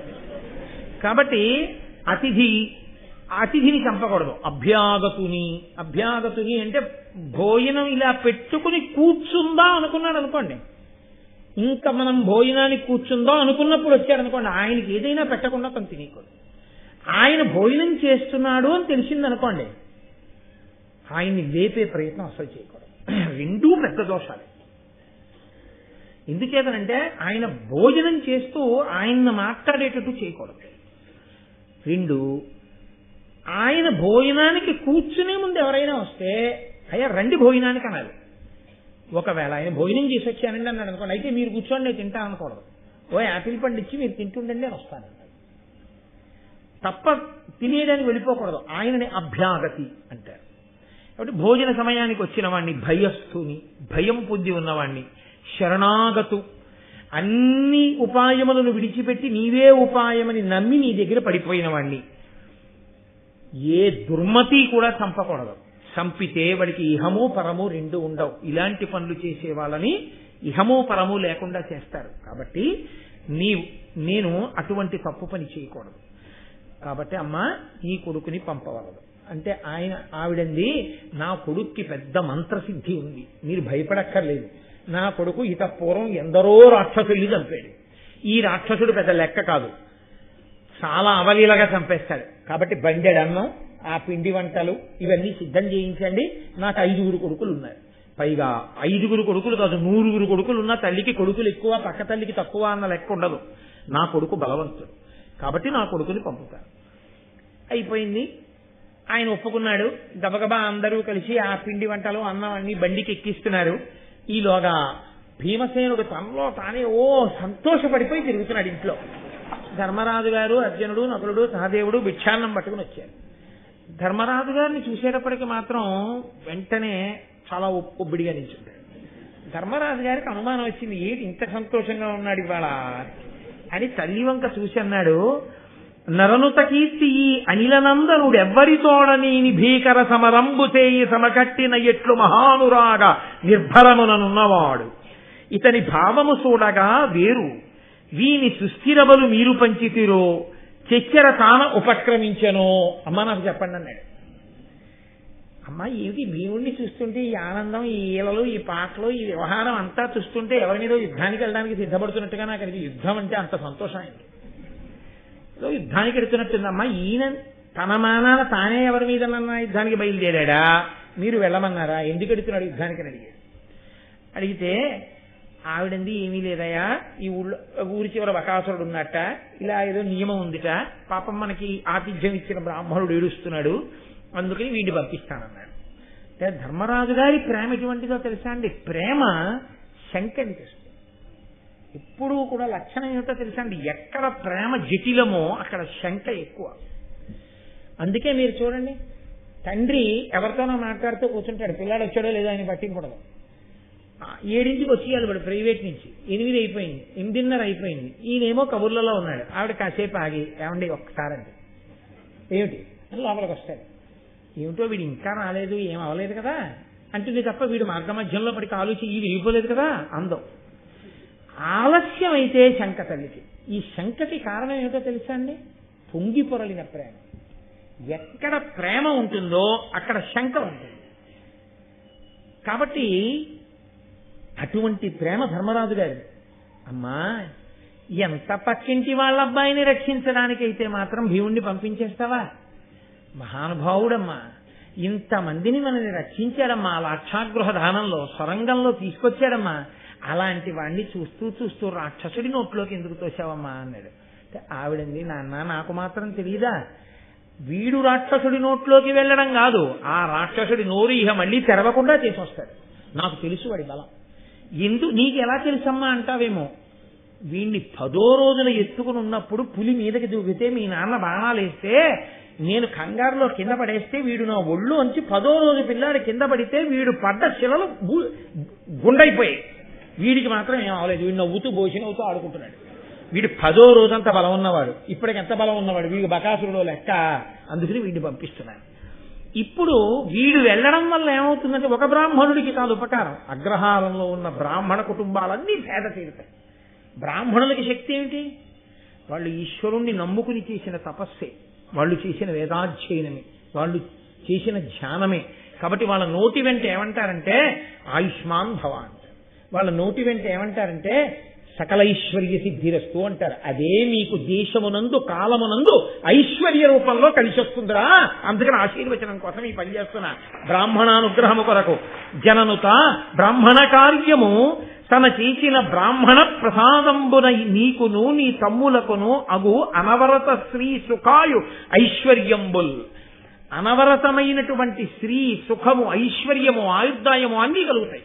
వీళ్ళందరూ ఆశీర్వచనం చేస్తారు రేపు పొద్దున్న. ఎందుకంటే ఒకటికి తీరిన ఆపద కాదు, ఏకచక్రపురంలో ఉన్న బ్రాహ్మణులందరూ రక్షింపబడతారు. అందుకు పంపుతున్నాను నాన్న అంది. అంటే సరేనన్నారు. ఆ బ్రాహ్మణుడు వచ్చాడు, బాబు బండి కట్టేశాం బయలుదేరుతావా అన్నాడు. అంటే ఆయన అన్నాడు, ఏమండి తినకపోతే నిద్ర పట్టదు, నిద్ర పట్టకపోతే ఆకలి. నిన్న రాత్రి నిద్రపోలేదు, ఎందుకో తెలుసా? నిన్న పగటి పూట బాగా అన్నం తినలేదు. పాపం ఎప్పుడు తెచ్చిన భిక్షాన్నంలో సగమే కదూ, నాకు కడుపు నిండా అన్నం పెట్టండి, ఆకలి తీరగానే పెడతాను. అదెంత పని బాబు అన్నారు. బోల్డంత అన్నం, బోల్డండి పిండి వంటలు అన్నీ తెచ్చారు. కానీ బాగుండదు కదా, మరీ ఓహో తినేసి ఇంకా తిండి అంటే వీడు బకాసుడి కన్నా వీరోళ్ళు తయారయ్యాడు అనుకుంటారేమోనని సరిపెట్టుకున్నాడు. పాపం అలా బాగుండదని సరిపెట్టుకుని బండి ఎక్కాడు. కానీ ఆయన దృష్టి అంతా ఎదరొచ్చే బకాసుడి కన్నా ఈ బండి మీదే ఉంది. ఆయన దాన్ని తీసుకెళ్లి ఆ యమునా నది తీరంలో ఆపి వాడు ముందు వచ్చి చచ్చి తర్వాత అయినా నేను తినేదేగా, వాడు తినేదేం లేదు ఇందులో, నేను వాడిని తినిస్తే నేను ఎందుకు, ఇంకా ఎలాగో నేను చంపేసేదే. తిక్కుమాలను కూడా చంపేసిన తర్వాత ఆ నిత్తురు అవన్నీ మీద పడతాయి, అప్పుడు వెళ్ళాలి, స్నానం చేయాలి, దుమ్ము దులుపుకోవాలి, రాళ్ళు ఈలోగా ఏ కాకో వాళ్తుంది, బొత్తిగా అలా ఎలా తింటాను, ముందు నేను తినేస్తే గొడవ వదిలిపో పని అయిపోతుంది. అక్కడికి శుద్ధాన్నం తినేసినట్టు ఉంటుంది. కాబట్టి ఆయనే బండి ఎక్కేసి తినేస్తున్నాడు. ఈయన ఏమిటి వేళ దాటిపోయింది, ఇంకా క్యారేజీ తెప్పించుకునే వాళ్ళు ఉంటారు కదండి, అలా ఆయన ఏమిటి ఇంకా రాడేమిటి ఏకచక్రపురం వాళ్ళకి ఒళ్ళు బలిసిపోయింది, ఇప్పటికీ రాలేదు అని చెప్పి ఆయన బాధపడిపోతున్నాడు. ఈయన శుభ్రంగా బ్రాహ్మణులు పెట్టినవన్నీ తినేశాడు, ఇక్కడికి వచ్చాడు, ఈ బండిలో ఉన్నవన్నీ తింటున్నాడు. ఆయన ఆ గుహలోంచి బయటికి వచ్చి చూసేటప్పటికి యమునా తీరంలో బండి మీద కూర్చొని చక్కగా అన్నీ తినేస్తున్న భీముడు కనబడ్డాడు. ఎక్కడ లేని కోపం వచ్చింది, వీడేమిట్రా పెట్టకపోగా వీడే తినేస్తున్నాడు ఏమిటి మనవన్నీనని. చనుదించి ముందట శకటంబుపై నుండి యోడక కురుచుతునున్న భీము దవ్వుల చూచి నిత్యము నాకు నియమించి కొనివచ్చు కూడేల కుడిచెదీవు కడు క్రొవ్వి ఏకచక్రంబున వారలకేనింత ఎల్లిదమేలయితి అని దాయవచ్చి ఎయ్య నిలనందును వీపు పిడికిట పొడిచిన బెదరక కసురు వలను చూడకొండు వగవక ఎప్పటి ఎట్లు కుడుచుచున్న అలిగి బకుడు వీని బాగు చూడ వేరంచుడాసిన తరువు బిరికి కొనుచు దాక్కుదంచే. గబగబా వెళ్ళి ఎరా ఏకచక్రపురంలో ఉండేటటువంటి వాళ్ళకి బాగా ఒళ్ళు కొవ్వు పట్టింది, నాకు వేల పట్టున తినడానికి కావలసినది పంపించడం మానేసి నువ్వు తీసుకొచ్చి యమునా తీరంలో బండి పెట్టేసి నువ్వు తినేస్తున్నావా, ఏంట్రా నీ ఉద్ధతి అని ఆయన ఆ వచ్చినటువంటి బకాసురుడు చేతి పిడికిలితో ఒక్క పోటు పొడిచాడు ఆ భీమసేనుడి యొక్క డొక్కలో. ఇంత పెద్ద రాక్షసుడు డొక్కలో పోటు పొడిస్తే కనీసం ఇలా వెనక్కి తిరిగి కూడా చూడకుండా ముందు తిన్నవయా అన్నట్లుగా ఆయన తింటున్నాడు. ఆయన చూసి ఇదేమిట్రా ఇంత పిడికిలి పోటు పొడిస్తే కోపంతో వీడు కనీసం వెనక్కి తిరిగి చూడటం లేదు, వీడికి పిడికిలి పోట్లుకో వీడినో చెట్టుతో కొడతానని వెనక్కిలో పెద్ద చెట్టు పీకి తీసుకొచ్చాడు. సరే యుద్ధం ప్రారంభమైంది, ఇద్దరు చెట్లతో కొట్టుకున్నారు, మళ్ళా యుద్ధం చేశారు. నన్నయ్య గారు మహానుభావుడు, ఈశ్వరానుగ్రహం, తాను ఎన్ని మల్ల యుద్ధాలో చేసినట్టుగా రచన చేసేశారంతే. ఆ కాళ్ళతో తొక్కి పెట్టారు, కింద పారేశారు, ఆ మీద ఎక్కి తొక్కాడు, గుండెల మీద గుద్దాడు, ఆ బకాసురుడు నెత్తురు కక్కాడు, చిట్ట చివర వారి వెన్ను విరిచేశాడు, గిరగిరా తిప్పాడు, అవతల పారేశాడు. ఆ బకాసురుడి శవం అక్కడ పడిపోయి, ఆ బకాసురుడు పడిపోయి చచ్చిపోగానే బకాసురుడి యొక్క బంధువులందరూ గబగబా వచ్చారు రాక్షసులు. వాళ్ళు భీముడిని చూసి హడిలిపోయారు. భీముడు అన్నాడు, మీరు ఉండండి, నేనేమన్నా, ఇక నుంచి మీరు ఎప్పుడైనా నరమాంసం తిన్నారో వీడి వెనకాలే మీరు వెళ్ళిపోతారు. వాళ్ళందరూ ఒట్టు పెట్టారు, మహాప్రభో ఇంకా మేమందరం కూడా అడవిలో తిరిగేవి తింటాం తప్ప ఎప్పుడూ ఏకచక్రపురంలోకి రావడం గాని నరమాంసం తినడం గాని మా జన్మాంతరంలో మేము చెయ్యం, కాబట్టి మమ్మల్ని విడిచిపెట్టారు. ఆ రాక్షసుడిని విడిచిపెట్టేసి మళ్ళీ పాపం వాళ్ళందరూ వచ్చి ఏం చూస్తారు, ఈ శవాన్ని దీన్నే తీసుకుపోతే వాళ్ళు చూస్తారని చెప్పి ఈడుచుకుంటూ లాక్కొచ్చేసి ఆ అగ్రహార ద్వారం ముందు వారేసి బ్రాహ్మణులందరినీ పిలిచి, ఇదిగో మీకు పీడ వదిలిపోయింది, ఇక గొడవలేదు, చంపేశాను బకాసురుడిని, చూడండి అన్నాడు. వాళ్ళందరూ వచ్చారు, చూసి వీడొక మంత్రసిద్ధుడగు విప్రుడు, అసాధ్యబులున్ బకాసురున్ నేడని చంపెనెట్టే ఇతనించని చూతమా అంచు జిచ్చెరం ఓడిగా వేత్రకీయమున భూసురులాదిగ వచ్చి చూచి రవ్వాడి మగంటిమిన్ వెలయువాని వృకోదరు నెల్లవారలు. ఏమి మంత్రసిద్ధి కలిగిన బ్రాహ్మణుడురా, మంత్రసిద్ధి ఉంది, భుజబలం ఉంది, అసాధారణం. ఇలాంటి బ్రాహ్మణుడిని మనం చూడలేదు, రండి వెళ్ళి చూద్దాం. ఆయన అనుకున్నాడు బకాసురుడి శవం చూడ్డానికి వస్తాడనుకున్నాడు. వీళ్ళు ఇలాంటి బ్రాహ్మణుణ్ణి చూడాలని వీళ్ళు వచ్చారు. వాళ్ళందరూ వచ్చి కుంతీదేవి ఎలా కోరుకుందో అలాగే వాళ్ళందరికీ ఆశీర్వచనం చేశారు. చక్కగా అందరూ సంతోషంగా అమ్మయ్య బకాసురుడు మరణించారని పొంగిపోతున్నారు. పాండవులందరూ ఎంతో ఆనందంగా ఇంట్లో ఉన్నారు. ఇంకా అక్కడి నుంచి బయలుదేరి కొంతకాలం ఏకచక్రపురంలో ఉండండి, నేను వస్తానని కదా చెప్పాడు వ్యాసుడు. నేను వచ్చి చెప్తానన్నాడంటే ఇక్కడ బకాసుర సంహారం అయ్యేంత వరకు రాడు వ్యాసుడు. ఆ ఏకచక్రపురంలో ఉండే బ్రాహ్మణులు రక్షింపబడడం కోసమని భీమసేనుడు అక్కడికి చేరాలి. అందుకని ఆ ప్రణాళిక ప్రకారం ఇంకా రాలేదు. ఇంకా కొంతకాలంలో మనం ఈ ఏకచక్రపురం నుంచి బయలుదేరినాం, ఎక్కడికి వెళ్ళాలి, ఏం చెయ్యాలి అనుకుంటుండగా ఒకరోజు ఆ ఇంటికి అతిథిగా, ఆ బ్రాహ్మణుడి ఇంటికి అతిథిగా వేరొక బ్రాహ్మణుడు వచ్చాడు.